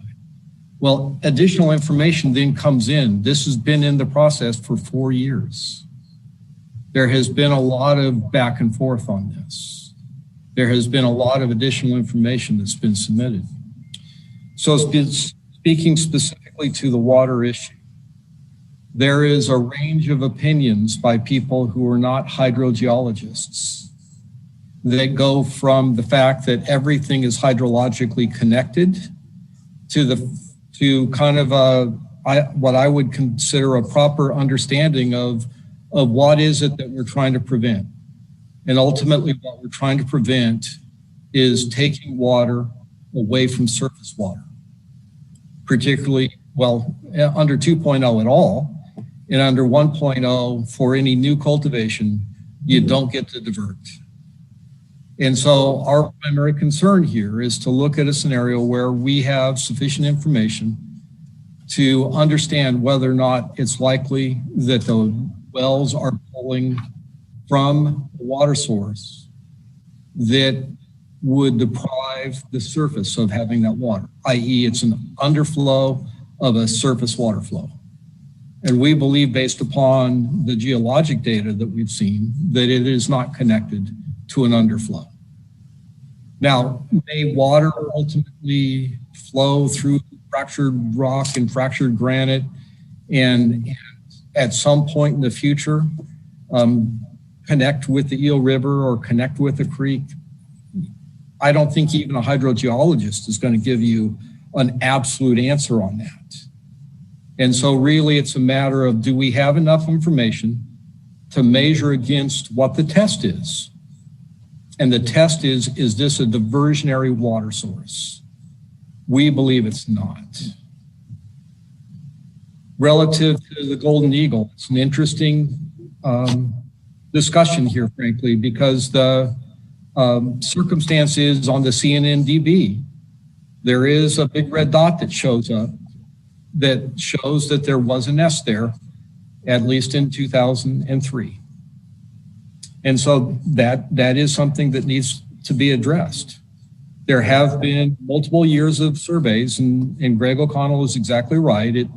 Up until this point, there hasn't been mating season surveys, but we have not seen golden eagles in the area through the surveys that have been done that would lead us to believe that this is a breeding territory.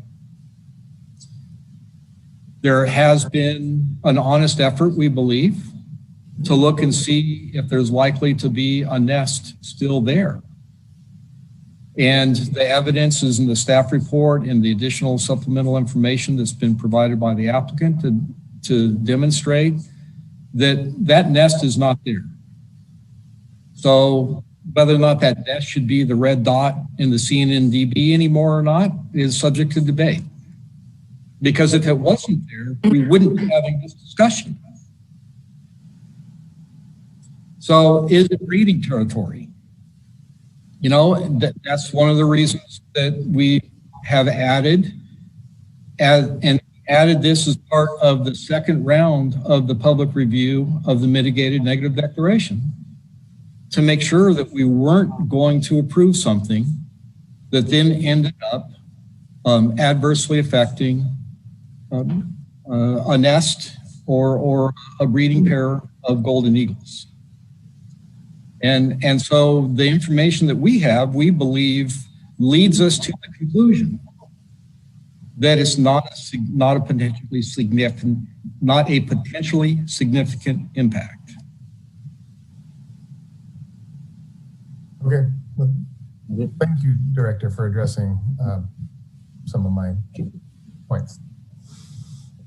While we're still on this issue of the golden eagle, I'm going to ask Greg O'Connor a question, if that's okay. The last comment you made was you wanted to see a survey completed for the golden eagle. I just like some clarification on what that means, because I thought that there was one done in, I think it was like 3 days in a row in January of this year.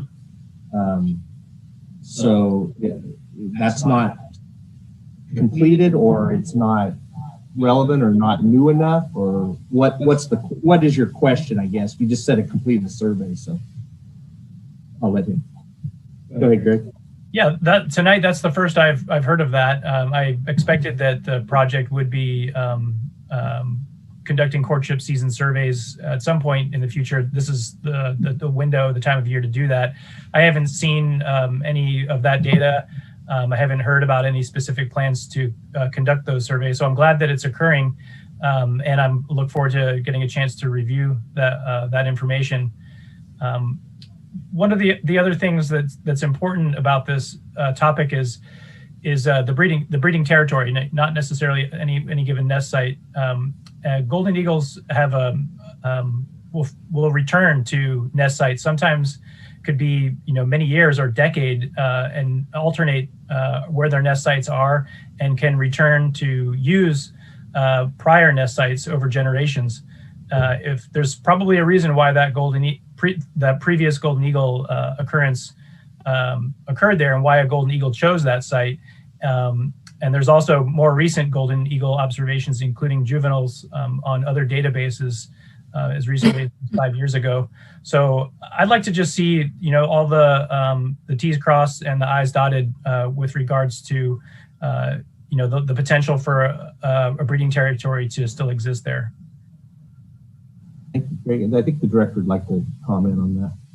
Well, I actually would just concur with what Mr. O'Connell just said. Is he has not seen that information. This is the first we've seen the information today. It is in line with the mitigation measure that's been laid out, because this is the time to perform those surveys. So, thank you. That just gave me some clarity on that. All right. The next hand up was Brad Johnson, and then Melanie. Go ahead, Brad. Thank you again. Just a very brief comment here. I just wanted to make sure the Planning Commission is aware that a mitigation measure that requires additional surveys is completely consistent with CEQA. That's not inconsistent with CEQA. That is something that is entirely allowable, and the mitigated negative declaration complies with CEQA in the way that it formulates the Golden Eagle mitigation measure. And then secondly, CDFW has had ample opportunity to participate in the review of this project.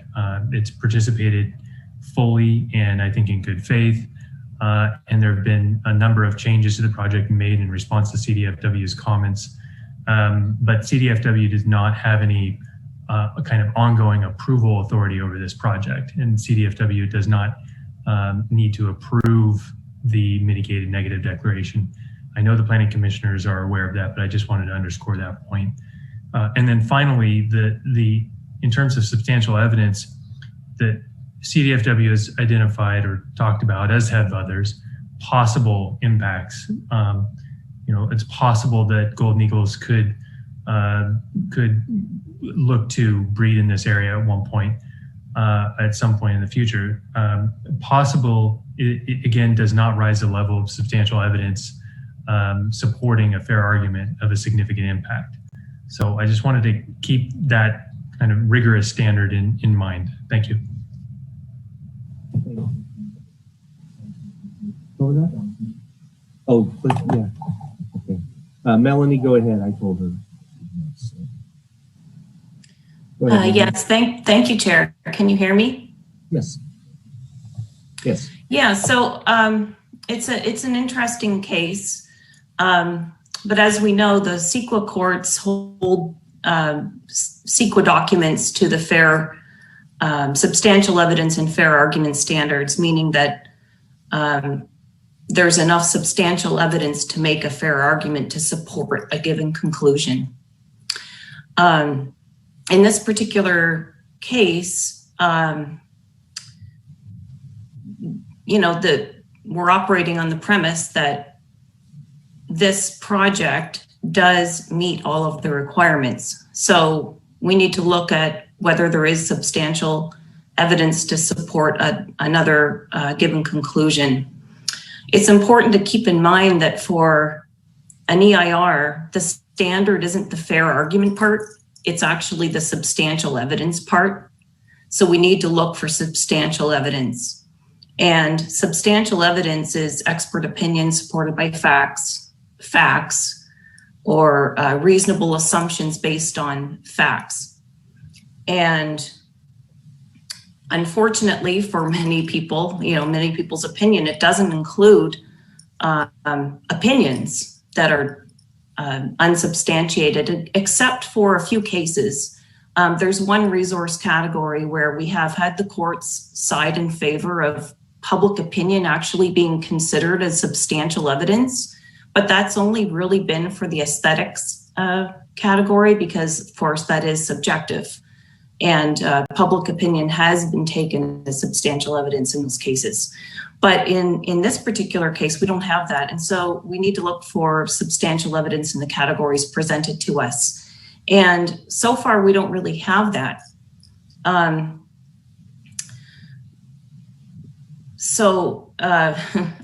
don't think that, given that the EIR is based on there being substantial evidence, that we could really make the case that we need an EIR for this project. And this is putting aside any personal, opinions I might have about the project. I'm just, looking at it fairly. So the other important point I think that I wanted to bring up is that for an EIR, which is based on there being substantial evidence, the evidence that must be presented, the CEQA really restricts it, to the physical environment. So again, a lot of people will be disappointed to learn this or remember this, but it actually doesn't include things like social or economic impacts. You only get to look at those if you're in an EIR already. And so again, just to summarize, the courts really look at substantial evidence as the standard for an EIR. And I don't see that we have that. And we're only allowed to look at impacts to the physical environment for that. That's all I had to say. Thanks. Thank you, Melanie. Cliff Johnson, you have your hand up. Thank you, Chair Bongio. I just wanted to try to add a little bit more context or clarify the context, I think, behind Commissioner Levy's question and Greg O'Connell's response on the golden eagle. The mitigation measure that the county is proposing to be adopted addresses construction activity. And you'll note in CDFW's comment letter, they do raise the question of the impact of those facilities on foraging habitat.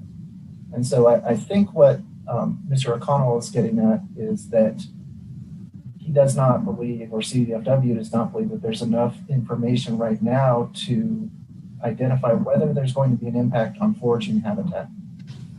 And so I did just want to frame that and also point out that the initial study analyzes that even if you include the extent of each of the meadow areas that are proposed to be developed here, that you end up with 33 acres that would potentially be removed and not at all usable for foraging habitat. And so the question that the county felt like we were confronted with was, is the removal of 33 acres of potential foraging habitat over this entire ranch something that would rise to the level of significance?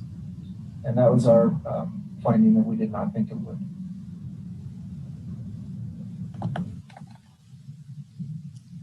Thank you, Cliff. Any other commissioners or staff that would like to comment? I'd like to make a comment. I kind of playing off of what Cliff just said. You know, the size of this ranch is relatively large, and the amount of land that is going to be disturbed is pretty minimal in the scope of things. You know, driving around it, I tried to think what else you could do there. I mean, you could log it, and that would be way more destructive than what's going to possibly happen there. You could plant some other kind of crop, which would be equally disturbing to the land. I don't know what you'd put, maybe grapes in the meadow areas, but it seems like it's a pretty small impact on a very large piece of property. I mean, I don't know what would be a better fit for it than what it is. It meets most of the criteria that we keep beating up these projects on. It's got power to it. It's got water. And I mean, this property has a lot of water. I was absolutely amazed at the amount of water I saw everywhere. It is the winter time, but you could tell there's a lot of water there all the time. I spend a lot of time out in the woods, so it's something that I do observe. I don't see what else could be done with it, and I think that the owner is trying to do something with it, and instead of just have this vacant piece of property sitting there and got to pay the taxes somehow. So I think I'm going to be in support of this one, and a lot of times I'm not. So that's all I have to say. And go ahead, Noah. Thanks, Alan. Well, I just want to add, I really appreciate that you did take the time to get out on this property. I actually wish that I had. And I think you can tell a lot, even in the winter, about a property that has a lot of water. You know, I know you're not a hydrogeologist, but that's worth something to me. The thing I wanted to chime in again to actually ask goes to that point, though.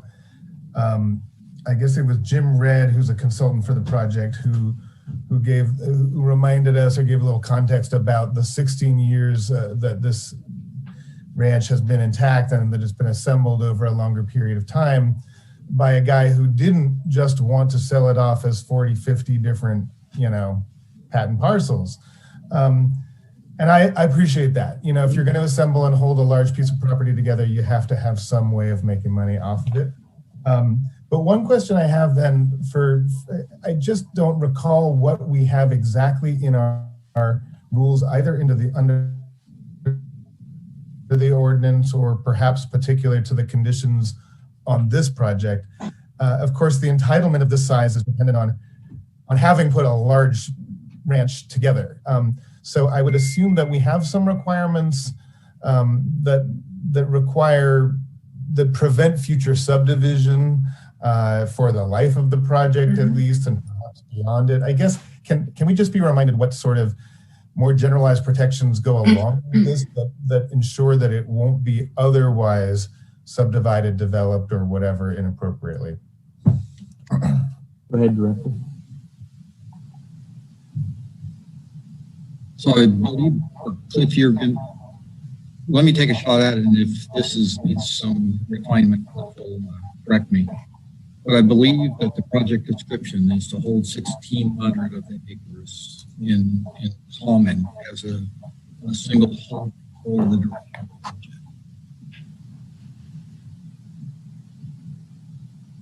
So Cliff is giving the thumbs up. So does that answer your question, Noah?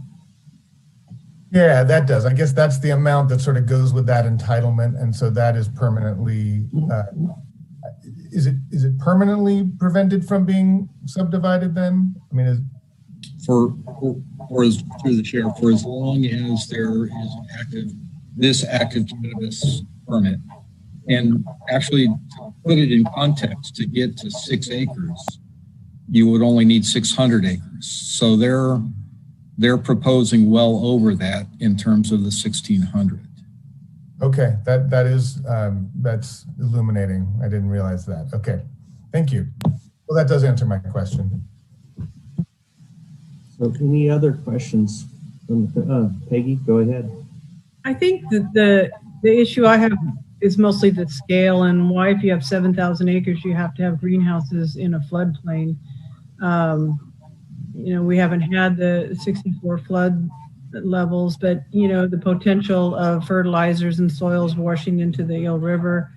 I just don't get that part of it, and why he has to start out at this. You know, I don't know the economics that he's ran on how much money he thinks he needs to recover, but why he has to start out putting greenhouses in the floodplain, and you know, they can't be repositioned somewhere else, or the scale to begin with. I think that one of the speakers made a recommendation that you start a little smaller and maybe grow later.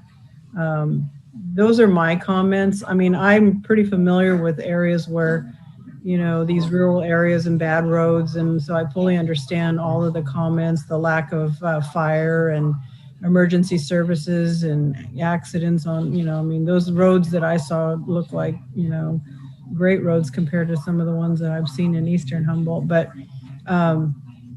I agree that, you know, that you need to make money off your land, or you need to find a way to have resources. There's no guarantee in the future that, you know, 7,000 acre ranch is going to stay intact, or is not going to have cattle on it, or, you know, there's not going to be broken up into other pieces and there's going to be growers. I mean, all that can happen in the future. So that doesn't really have any bearing on my decision. I just think that it could be scaled back a little bit and stay away from the river. And I think that the study should be completed and give everyone an opportunity to look at them. If they've just recently come in, they might be, you know, totally supportive of the project, but, you know, there should be adequate time for people to review them. Thank you, Peggy. Any other comments from commissioners? Go ahead, Mike. Well, I appreciate the last few comments there, kind of pushing me over the edge there, and looking at, you know, the guarantee that there's 1,600 acres after, if anything were to happen down the road, to sell off any portion that is required while this permit is in there for the cannabis grow. 6 acres with 1,600 acres as a minimum. Right now, it's, you know, 7,000. So I've heard the concerns and seen some of the other testimonies and read the reports. And I have to side with Melanie that, you know, there's been no substantial evidence presented to subject another further EIR on this project. Thank you, Mike. I see Prairie Moore has her hand up. Go ahead. Yeah, thank you. I just wanted to say in response to Commissioner Levy that the environmental studies on the areas have been completed and they were circulated with the CEQA document.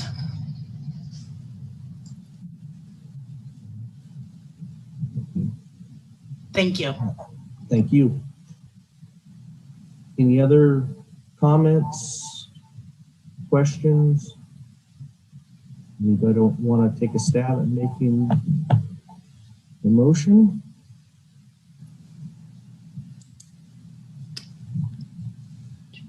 Everybody go at once.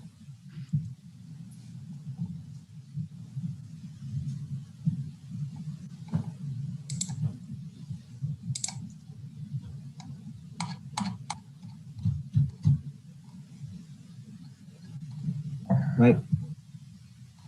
So I'd like to make a motion to adopt the resolution to do the following: adopt the mitigated negative declaration prepared for the Rolling Meadow Ranch LLC project pursuant to section 15074 of the state CEQA guidelines, and make all the required findings for approval of the conditional use permits to approve the proposed Rolling Meadow Ranch LLC project subject to the recommended conditions.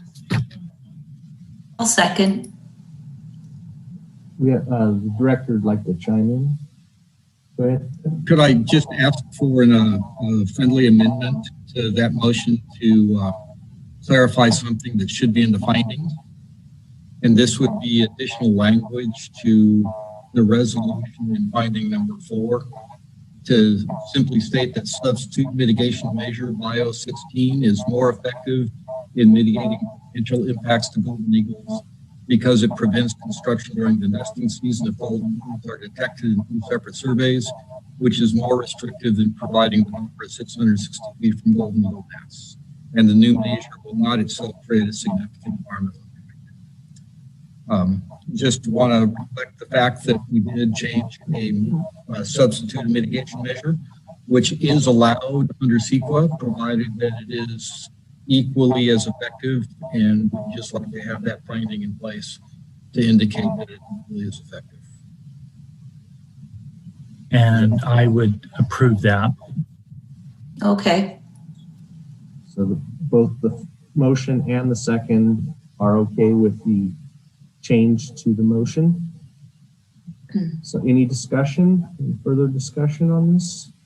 Just real briefly. So we have learned just tonight that there is some, current survey underway happening just this week. And presumably there's going to be some more surveys still to be completed. So I guess I just want to, it doesn't interfere with our approving it, but I just want to make plain in the discussion that if those surveys do yield any data that should cause a problem, that I guess we're just leaving it to the staff to resolve that with the applicant. Is that, I mean, I am a little troubled, I guess, that we're going forward before those surveys are complete. And I just wanted to get that out there, even though I don't think, I don't oppose the project and I'll vote to support it. I just wanted to have my concerns expressed.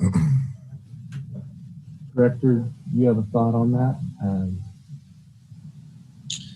I think Commissioner Levy is correct that it would be something that the staff would resolve. We would consult with CDFW if eagles are identified. This wouldn't be done in a vacuum, but we would be working with the applicant and CDFW to determine appropriate action. Do we need to make that part of the motion that it's that the conditions be completed? The surveys are to be completed. The surveys have to be completed. I guess the conditions. That's already a component of the mitigation measure. Okay, so we don't have to do anything change because of that. All right. Okay. If I could just kind of add to that the mitigation measure that you would be adopting, the substitute mitigation measure, states that no construction is allowed during the breeding season unless they have completed surveys that show that there is no nesting activity within 1 mile radius.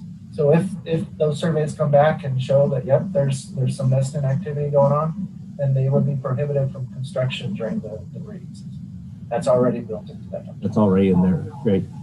Does that answer your question or make you feel better now? Sure. Yeah, thanks. Good. All right. Any more discussion on this? We have a motion and a second out there. Seeing no more discussion, I am going to call for the question, Laura. Alan Yes. Pellegrini. I'm sorry, Noah Levy, Yes. Mike Newman, Yes. Peggy O'Neill, No. Melanie McCabe. Yes. Motion carries 5-1, 4-1. 4-1. Sorry. Motion carries.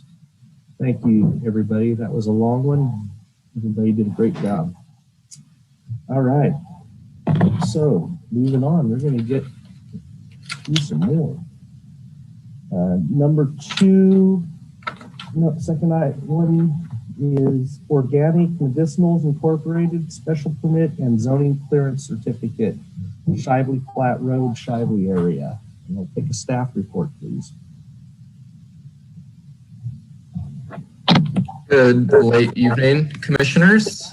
My name is Stevie Luther. I'm the assigned planner for Organic Medicinals.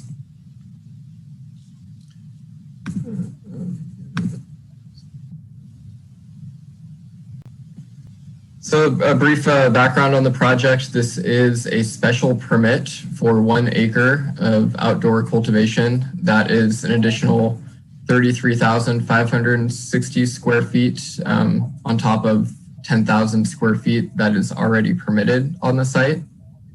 In addition, the project is requesting 5 zoning clearance certificates to host RRR cultivation. The total cultivation area on the site will be 3.1 acres. In addition, the project is requesting a ZCC for a 10,000 square foot commercial nursery to conduct genetic research and seed production on site.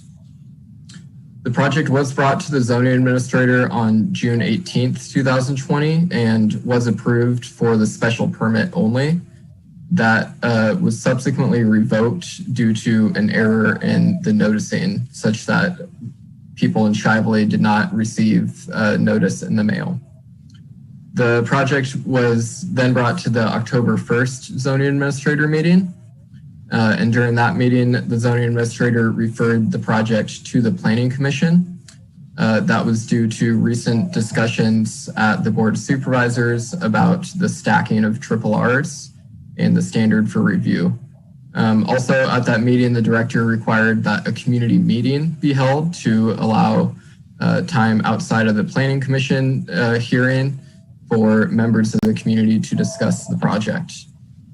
The project was then continued from the December 17th hearing to allow sufficient time for that meeting to be held for all participants, and it was held on January 6th. The project is in the Shively area. It is adjacent to the Eel River. To the northeast is private timberland, and it does take place on existing agricultural land. This is a zoomed in view of the site plan for the project. You can see here is the ancillary nursery space for the project, the special permit for 1 acre, and then the various RRR square footage. And on this corner of the parcel is the proposed commercial nursery area. In addition, drying would be taking place in the greenhouse structures. So for the water use, 20,000 gallons would be used for the combined ancillary and commercial nursery. That equates to about 0.7 gallons per square foot. The water source is a groundwater well, as well as rainwater catchment. There's 8,000 gallons of storage on the site. The project does use traditional dry farm agriculture, such that once plants are put in the ground, there's no supplemental irrigation use. Organic Medicinals is also proposing to utilize crop rotation on their cannabis crop. so that the site of the cultivation will rotate between years. And a condition is included for them to provide a site plan showing where the cultivation will be located. As far as biological resources, a resource assessment was completed by Natural Resources Management, and the project meets all applicable setbacks for watercourses, and there are no biological resource impacts as the project does take place within existing agriculture. There would be 20 regular employees, and there a peak of approximately 40 people on site through temporary laborers hired through an employment agency. They would use carpooling to get to site to minimize the traffic.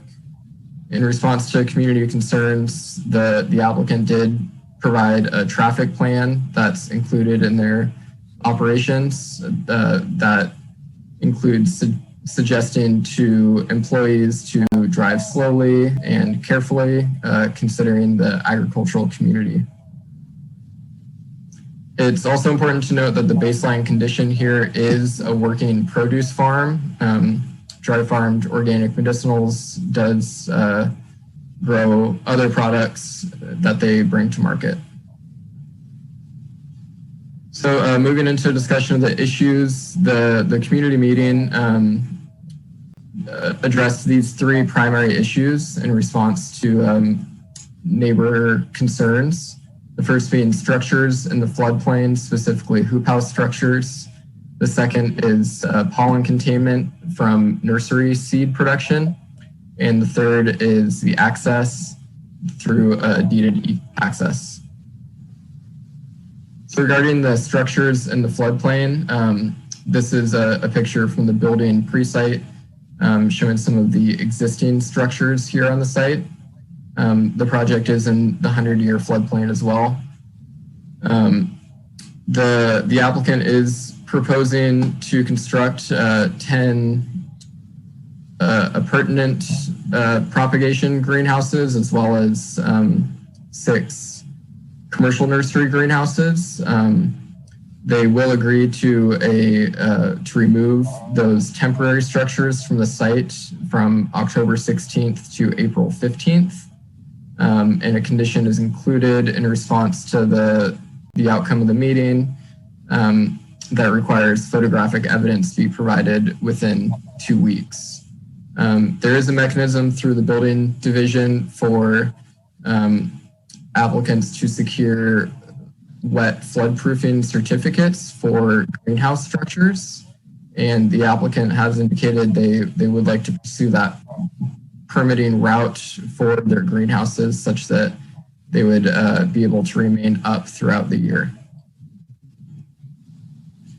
The second issue discussed is pollen resulting from the commercial nursery. There is a significant dispute in this area around this issue. The adjacent parcel operated by Eel River Dry Farms had issued a agricultural cease and desist order in 2019. They believe that organic medicinals seed production activities in that year had led to a massive seeding event that led to a loss of value for their crop. The organic medicinals has been asked to submit a pollen containment plan, and they've submitted 2 versions. During the community meeting, the attorney Neil Lott for the Eel River Dry Farms indicated it did not satisfy their request to demonstrate with 100% certainty that no pollen would be released. There is a condition of approval requiring that the applicant submit a plan to the approval of the planning director. Further, during the meeting, that perhaps any commercial nursery seed production should be prohibited on Shively Flat, considering the concentration of cannabis agriculture in that area. And the next slide here shows a view of Shively Flat, and outlined in purple are permitted cannabis operations, and the ones in green further south are ones that have interim permits and are seeking zoning clearance certificates for additional cultivation.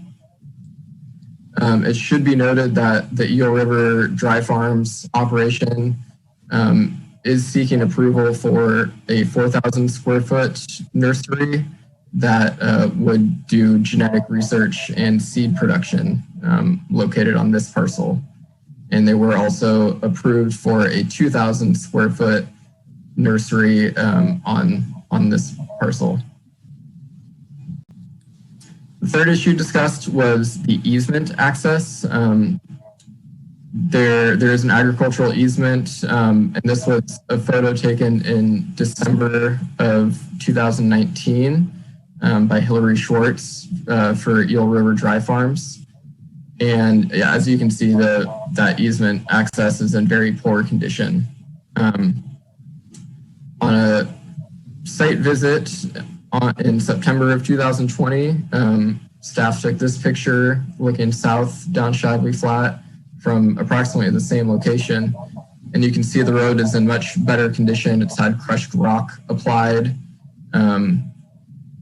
And a condition is included requiring that the applicant maintain this easement access in good working order throughout the duration of the project. So that will conclude staff's presentation. I'm available to answer any questions. I know that the organic medicinals farmers are on the line to speak on their project, as well as the public. Thank you. Any questions of staff from the commission?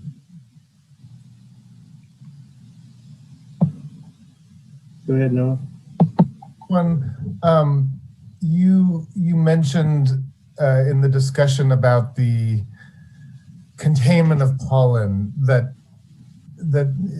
I just saw on the slide. There was a line that said discussion of like prohibiting all seed production on Shively Flat. I guess my question is, that was just discussed, but that's not being imposed because that would directly conflict with the applicant's plans, if I'm not mistaken. And I guess what I wanted to get at is there is it the staff's position that despite the neighbors' concerns, this applicant has done everything that they can reasonably be asked to do to contain their pollen and otherwise prevent any contamination of neighboring parcels? Is the staff satisfied that they've met all that can reasonably be asked of them? Through the chair, the applicant has been responsive to the request for a pollen containment plan.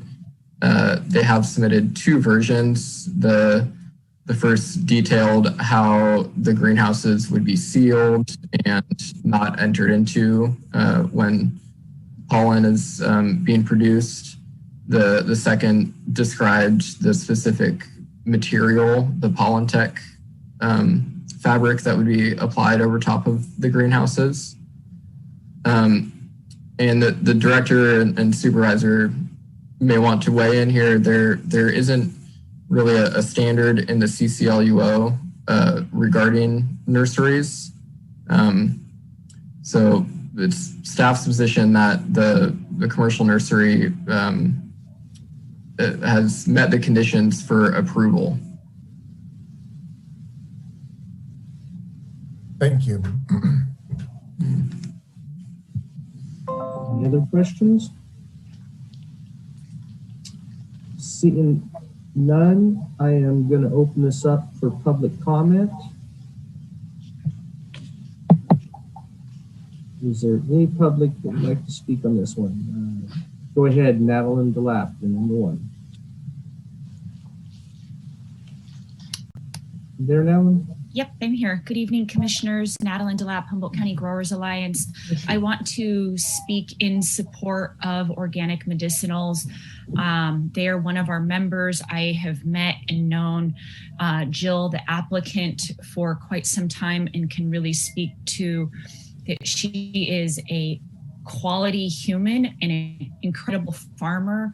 The type of cultivation that she's been doing for decades in this area speak to her capacity to grow a really incredible crop. Dry farmed, full sun, this is the type of cultivation that we really want to see. And to the second point, Humboldt County is known for our genetics within the entire California and international, United States space.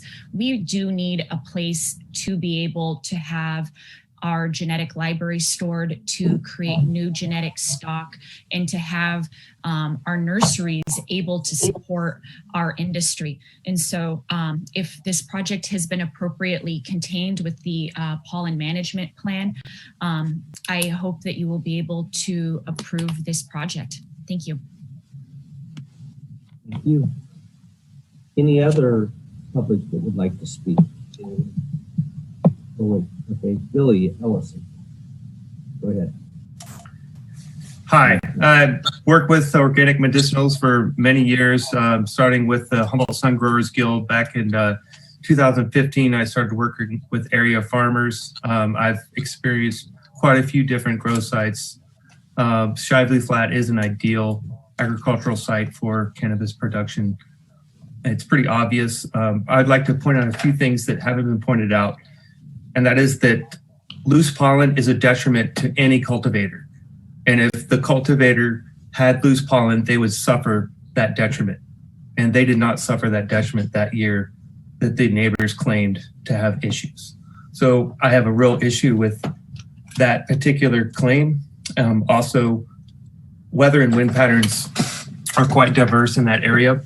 And so it could be coming from any cultivator, not necessarily just organic medicinals. That's all. Thank you. Any other public that would like to speak? Seeing none, I'm going to close the public comment and bring it back to the commission. Oh, wait a second. We have one. I closed it, but I'm going to open it back up because he put his hand up right when I closed it. Neil Lapp, please. Thank you. I am an attorney who represents the neighboring parcel, Eel River Organics. I would agree that this Shively Flat is an ideal place to grow cannabis, and I applaud the cultivation methods of dry farming. What's problematic here is, and why I am urging the Planning Commission to deny this project, is that the staff report has some very obvious and very material omissions that I'd like to bring to your attention. And the crux of my argument boils down to the roads, the applicant representations, but most importantly, the seed component. And I'd like to turn the commission's attention to page 105, the referral process to its own internal planning department, the land use division. In the additional comments section, it says that the applicant has submitted inaccurate road evaluation report dated November 28, 2017. This was prepared by the planning department by Kenneth Freed from the planning department in July 2019. And it requested that the applicant provide updated road evaluation report. And it also said that the applicant miscertified the road as equivalent to category 4. I requested that the planning department point me to where in the staff report that that information had been submitted that was requested by its own department 18 months ago. I received no response and I can't find it. In that respect, it relies on inaccurate road certification information that is very material to the commission's consideration of this project. And I think that basis alone, that the road information is erroneous and that the department acknowledged that for 18 months is a basis to, at a minimum, continue this and give the applicant the opportunity to produce that information to the satisfaction of Public Works. I'd like to turn to the seed component and the seed production component. And I was the one who wrote these. It's not a cease and desist order. It's a demand letter that appears on page 122, 123 of the staff report. I generated it in September 2019 on behalf of my client. And I had the opportunity to, and that letter documented the roughly $2.4 million losses that my client next door suffered due to a massive catastrophic pollen containment failure by the applicant in season 2019. Thereafter, about a month later, I personally spoke with Dan Egan, who is the owner of what's represented as Happy Dreams Farm, referenced on page 68, who ostensibly would be running a proposed seed production component of more than 6,000 square feet of seeds. And he asserted to me that the pollen containment measures that I see proposed here at pages 84 through 88 were identical to the ones that were in use in season 2019 during that catastrophic pollen containment failure that completely seeded my client's crop. And we're going to have to wrap it up.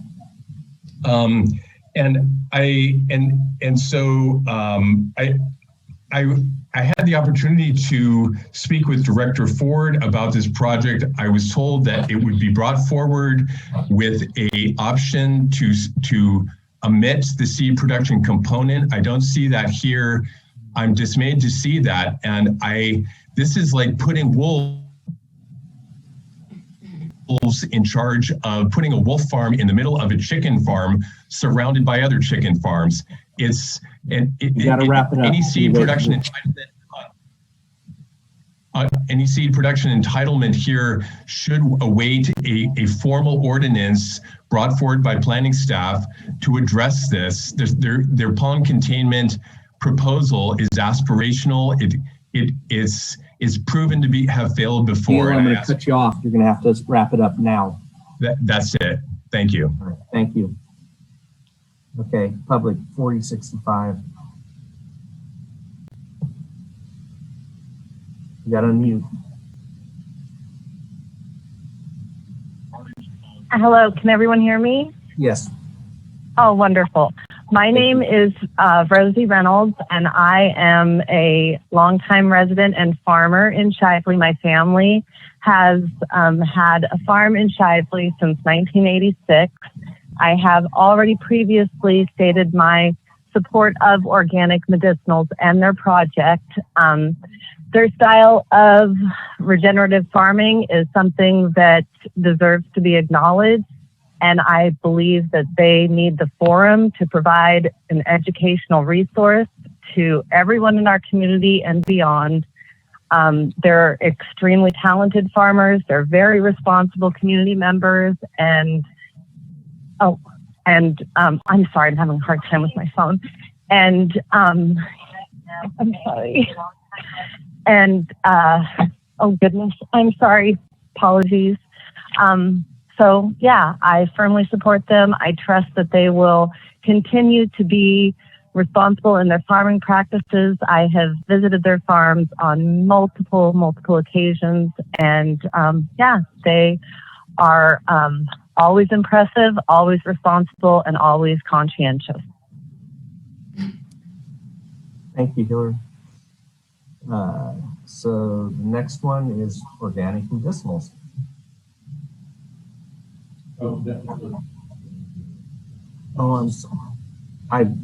I'm sorry. So the next speaker would be Hillary. Hi, this is Hillary Schwartz. My family farms land owned by Eel River Organics on a couple of different parcels in Shively. We wanted to state tonight that we oppose commercial seed production on the Shively Flat. The stakes are too high. Page 5 of Organic Medicinal staff report and Stevie Luther tonight stated that our project's proposed commercial seed production. This is categorically untrue. Please read our cultivation operations plans. They all, including the 2 referenced in the staff report, clearly state that we source seeds and seedlings from off-site licensed nurseries. We are committed to this because of our deep concerns about pollen contamination and because of our experiences. We really appreciate the county's stated intention to craft regulation for seed production that will protect farmers.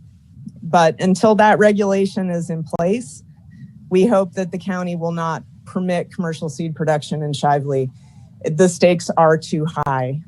We also have concerns about the impact that this project will have on the easement that crosses our property. I think that there are many negative aspects of the impacts to the environment and the community that may have been downplayed in the application. And we just encourage the county to consider the delicate nature of the floodplain and hold this applicant to the highest possible standard.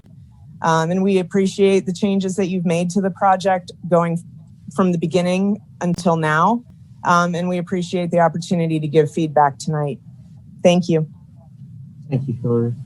Next speaker is Public 5375, and then we'll go to Organic Medicinals. So I jumped over. I figured let the applicant go last. Are you there, 5375? Hi, yeah. I am. Sorry, just a little trouble unmuting. My name is Lindsay Jones. I'm calling in support of Organic Medicinals. I just would like to reference, as a farmer myself, it is of the utmost importance that they maintain a safe seed production for their own cultivation. It looks like they have over 30,000 proposed, and it would be devastating for their own cultivation if they had any pollen issues.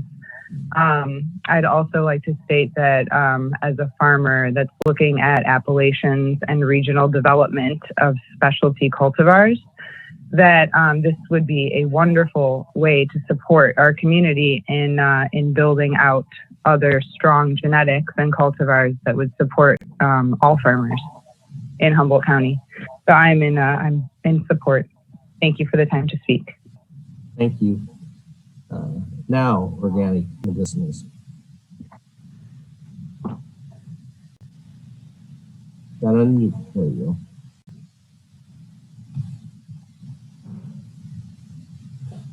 go. They disappeared. Nope, they're there. Oh. Are you there, Organic Medicinals? Go ahead. Yep. Hi there, this is Jill, Organic Medicinals. So I'd like to address that, we're pretty diligent with all our practices and procedures. And yes, it's true that if there was an outbreak of pollen, we ourselves would be affected. So we try extremely hard, and we believe that our pollination control plan is up to standards as far as agroecology studies. It's used by universities across the nation and internationally. The fabric is at a micron level that is way, way below the micron level of any sort of cannabis pollen. As far as the road is concerned, we have completely fixed the road. It's a beautiful road.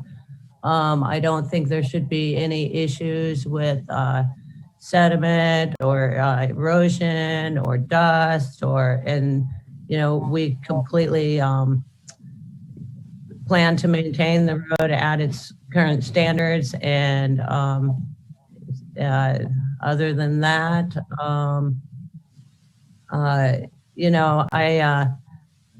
I do know that Hillary and Ty, they don't own, as far as I know, that the land in front of ours is deeded to Eel River Organics, not Tyler and Hillary.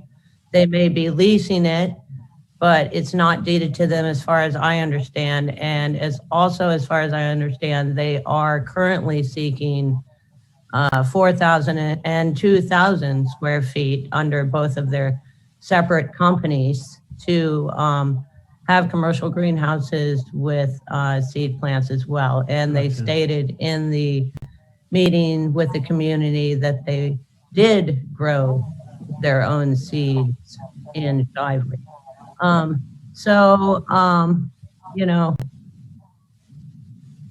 I just hope that, you can see we have community support in other respects, and we meet all the standards and practices and regulations that adhere to this permit.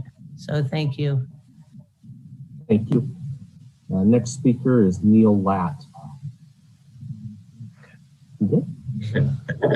I just wanted quickly to respond, since the applicant attacked my client with a misstatement. I'd appreciate the opportunity to rebut that, to the extent that Jill just stated that my clients are seeking a seed entitlement. Neil, yes. You had your chance earlier to speak on it. I'm going to cut you off. It's not fair to anybody else. I would not let anybody else speak twice, so I'm going to say no to it, but thank you. All right. Next speaker is Ty.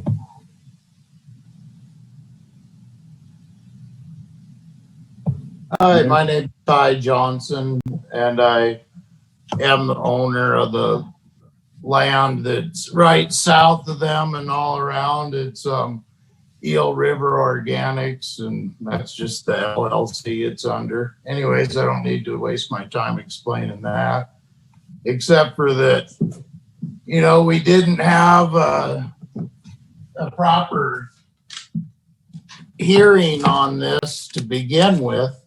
So when we didn't have a notice of a CEQA meeting, and then when we failed to provide sufficient notice of a community meeting, and then it's like, we're held to all these standards, and I've tried, and it's been really hard to get a really square answer on greenhouse requirements and all the flood elevation certificates and when to take them down. I appreciate all the work everybody's done, and if this clears it up, that'd be great. It's just that I don't want to, bring this back to me when this is about organic medicinals, except for I do feel kind of attacked because it isn't like this is just the hearing that never happened. So we're stating our problems. I was pollinated. Whether, you guys are stepping up your game and all that, we'd never had the opportunity to hear about the fabric, hear about any of this, about the roads, any of this. So this is the first time. And we're not saying, I know about it. We're all on the same field here, except for when there's no notice, there's no hearing, and I hear that my neighbors are getting 5 acres of production and 17 greenhouses, and I just see nonstop gravel trucks and all this across my property, that it's just across the field. There's no road, and it didn't meet the requirements. When we start looking, it's like, well, heck, they lied on their permit, this, that, and pollen and blah, blah, blah. So let's, at least have an opportunity to talk about it. And so that's great. A lot of people support, and I'm happy if people do proper stewarding of the land, but it is an issue about, the road access. And if that's addressed in the proper way, great. And same with the seed pollen. there's no ordinance, there's no You gotta wrap precedent, it up. there's no guideline to commercial or pollen or any of this. So if we can make a guideline or get this here, but it's really hard to be, hey, this is okay, and we're just trying. Thank you. Thank you. All right. Any more public comment? Seeing none, I'm going to close the public comment section and bring this back to the commission. So,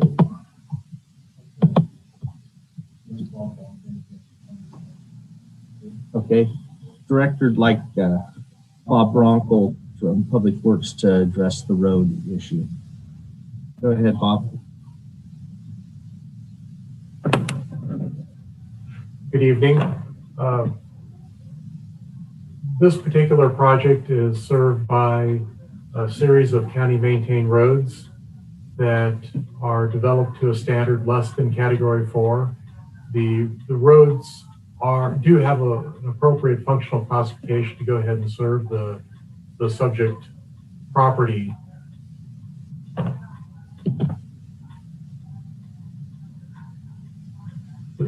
I missed a little bit of the public comment on it, so is there a specific question that I might be able to answer? Director? I think if I could, Ms. Bronco, the question is are the roads adequate to serve this particular cultivation request? If I could also just add, just to frame it a little bit more, it is unfortunate the referral comment that was included in the staff report is an older one. But you do see in the staff report starting on page 78, there are additional road evaluation reports that were submitted that were determined to be accurate. So that referral comment is outdated and unfortunate to be in that packet. And then Bob, if you want to add anything. What staff had noted with our initial review of the project is that the road evaluation forms that were submitted by the applicant were not accurate, and we requested that they be updated. Our internal evaluation of the roads determined that the functional classification is adequate.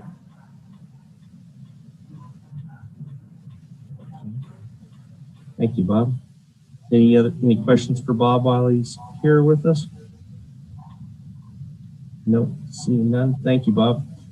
I see Mike Newman has his hand up, and then Melanie after him. So I had a question for staff and the director about seed production. I know we've had talks, with hemp and that and pollination. Do we have something in the guidelines about pollination and farms close to each other and that sort of thing? I'd just like a little bit more information there.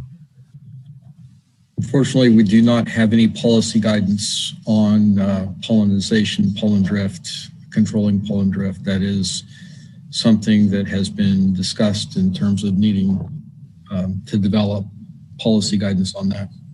Certainly, it came to a head during the hemp discussion, but we're now seeing it relative to cannabis cultivation also.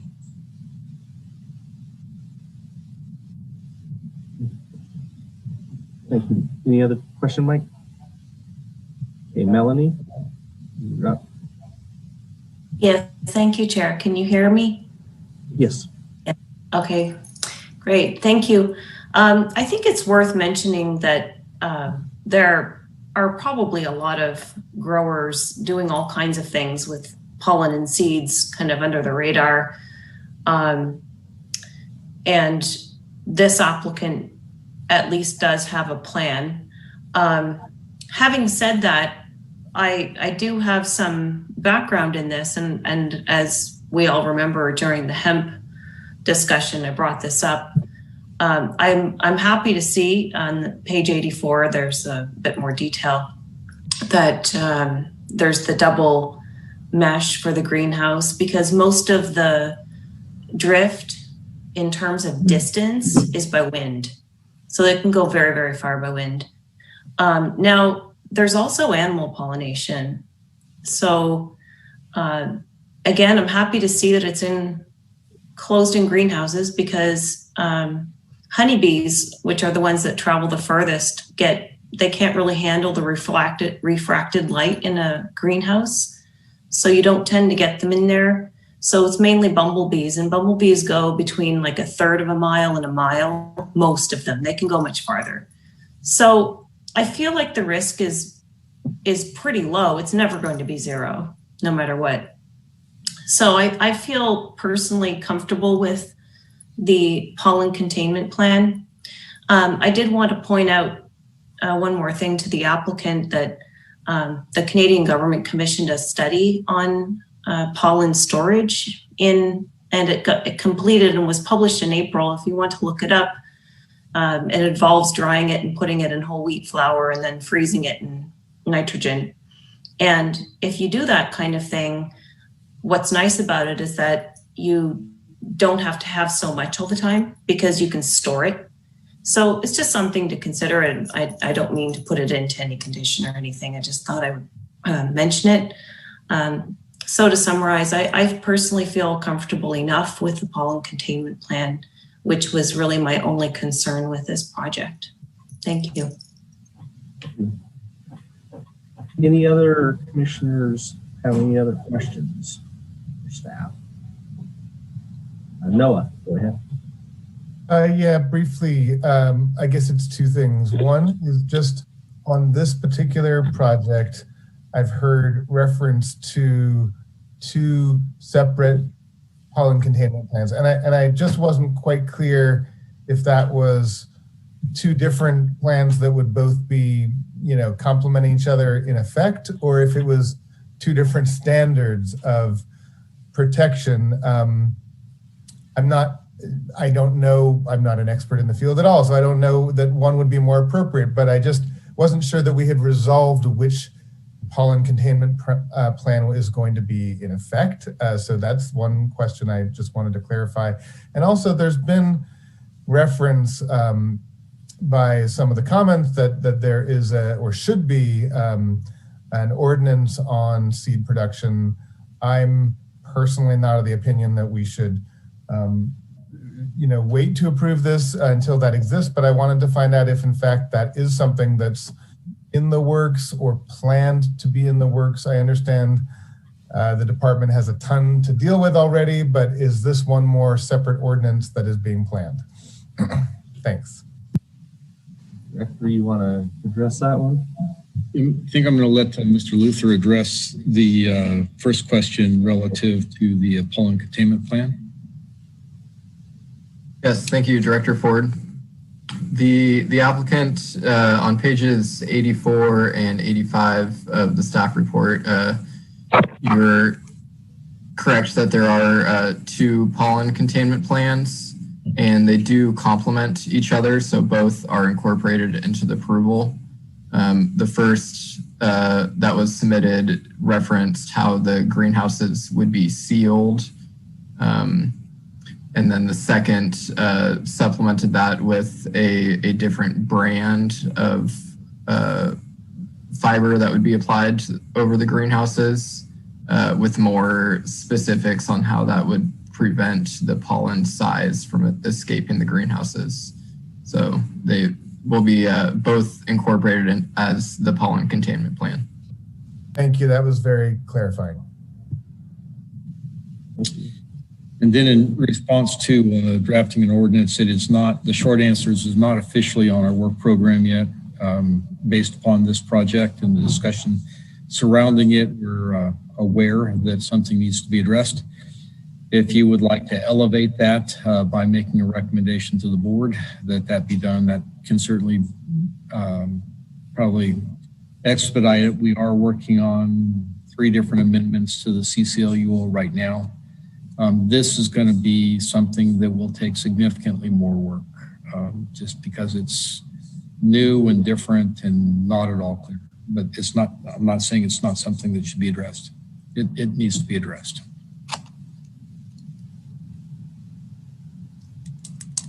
Thank you, Director. Mike, go ahead. So hinging on this answer and what we're talking about, because that was part of my question about pollination. Is there a forum or something that can be aired about that so that we can look into it a little bit more before you start forming up any plans that way, Director? I think we probably could either have a workshop at the Planning Commission level to consider how it should or shouldn't be addressed, or develop some kind of community discussion, either is appropriate. If the commission wants to do it here, we can schedule that workshop. Well, I was wondering about the actual cannabis community, how prevalent that is throughout the whole industry, with farms, close by to each other, if that is a big problem or just in certain areas. So I think it's pretty limited in terms of how often this comes up. This is the primary instance that I am aware of. I'm not aware of others. I don't know if Stephen Luther or Mr. Johnson are or not, but I don't see it as being a prevalent issue currently. Yeah, I was just trying to put priorities in place. It doesn't seem to be an issue here, but I know in Southern Oregon it's been a huge issue, and mostly because of the hemp farms that are up there. But I've heard a lot of horror stories about it, so something to be aware of. And that was one of the reasons why we decided not to allow hemp. Yeah.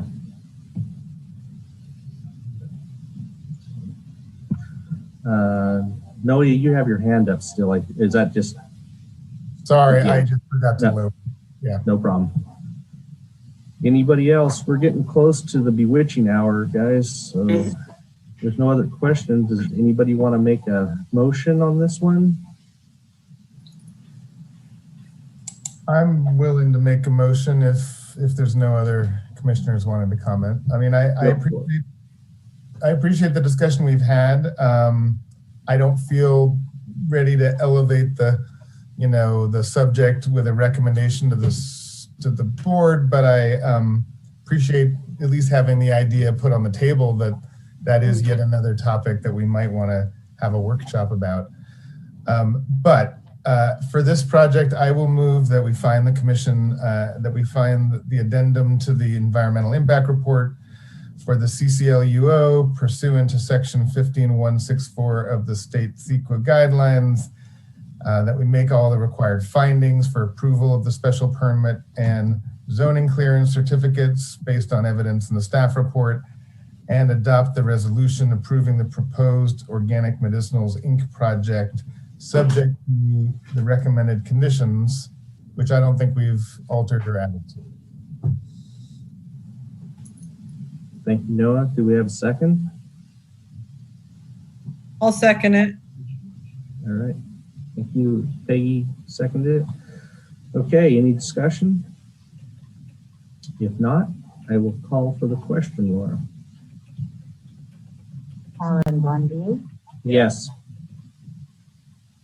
Noah Levy, Yes. Mike Newman, Yes. Peggy O'Neill, Yes. Melanie McCabe. Yes. Thank you. Thank you, Laura. Motion carries unanimous. So with that, it brings us to the one item that was pulled. We obviously aren't going to get to it tonight. So do you want to continue that item to next meeting? Yeah, that would be February 4th. All right. Could I get a motion to continue item number 7, the Rising Goat special permit to February 7th? 4th. Excuse me. February 4th. February 4th. Jeez, I'm bad. I'll make that motion. We'll second that motion. I'm bad. Thank you. We have a motion and a second. Laura, can I get a roll call, please? Yes. Yes. Yes. Yes. Yes. Motion carries unanimous. Any other things you want to bring up, Director, or anybody else? I do. One of the things that I want to bring up is that we are working on means. We worked hard not to have supplements tonight, and we're working hard on being able to put any supplemental material that comes in within the Legistar system. So it will be available basically from the same source as all the things. So that's available to the public. So there's a place for the public to go. Same place they get the staff report, they get the supplemental information. There's a technicality that we're working out because once the agenda is public, we can't change the agenda. And since the agenda lists the attachments, we have to reopen the agenda and then we have to republish it, which may violate the Brown Act. So we're working on a way to do it without that pit, but we haven't forgotten what we're working on. Thank you. Mike Newman, I really appreciate you doing that. Thank you, Director Ford. That's great. And I appreciate that, Director Ford, because those last minute supplementals and all of that. Is there any rules or regulations about when something can be accepted at a certain time before it's looked at or brought forward for the meeting of the evening? Well, through the chair, there are no firm rules on that. One of the things that internally we're going to do is we're not going to propose changes to you on the day of the hearing. You will not get anything from us on Thursday before the hearing. If that has to happen, we'll continue it. That's our commitment to you. We if it's minor or if it's responding to a public comment, we'll send it out on either Tuesday night, Wednesday night at the latest. But we're not going to be making changes on Thursdays anymore. We will not do that. But we feel that we have to accept information that comes in from the public. It can't be on the agenda. We can't include it as a supplemental on the agenda. Logistically, if it comes in Thursday, we can't do that. You saw some funds come in today that we received today. But it's part of the public process, and this electronic meeting particularly, we're just going to have to make do with that. Okay, thank you. So the other item I wanted to just bring forward is at my recent Rotary Club meeting, Larry Ocker did a presentation from the Humboldt Bay Conservation District that was very informative about what all they're doing. And I'd like to bring him on for a quick little overview of what they're doing in the district for in the future and projects going on there, just to get a little glimpse of what's going on there. So I'd like to propose that he be brought on for 15 minutes max presentation about what they're doing now and in the future. I, for one, would welcome that. Thank you, Mike. Could you get with the director and organize that, Mike? I know Larry. The director says he can do it, so. Yeah. Perfect. Okay, thank you. Great idea. Thanks for bringing that to us. Yeah, thank you. Anything else? I know you guys would rather stay, but all right. With that, we are adjourned. Everybody have a great night. Yeah. Good night. There. Thank you.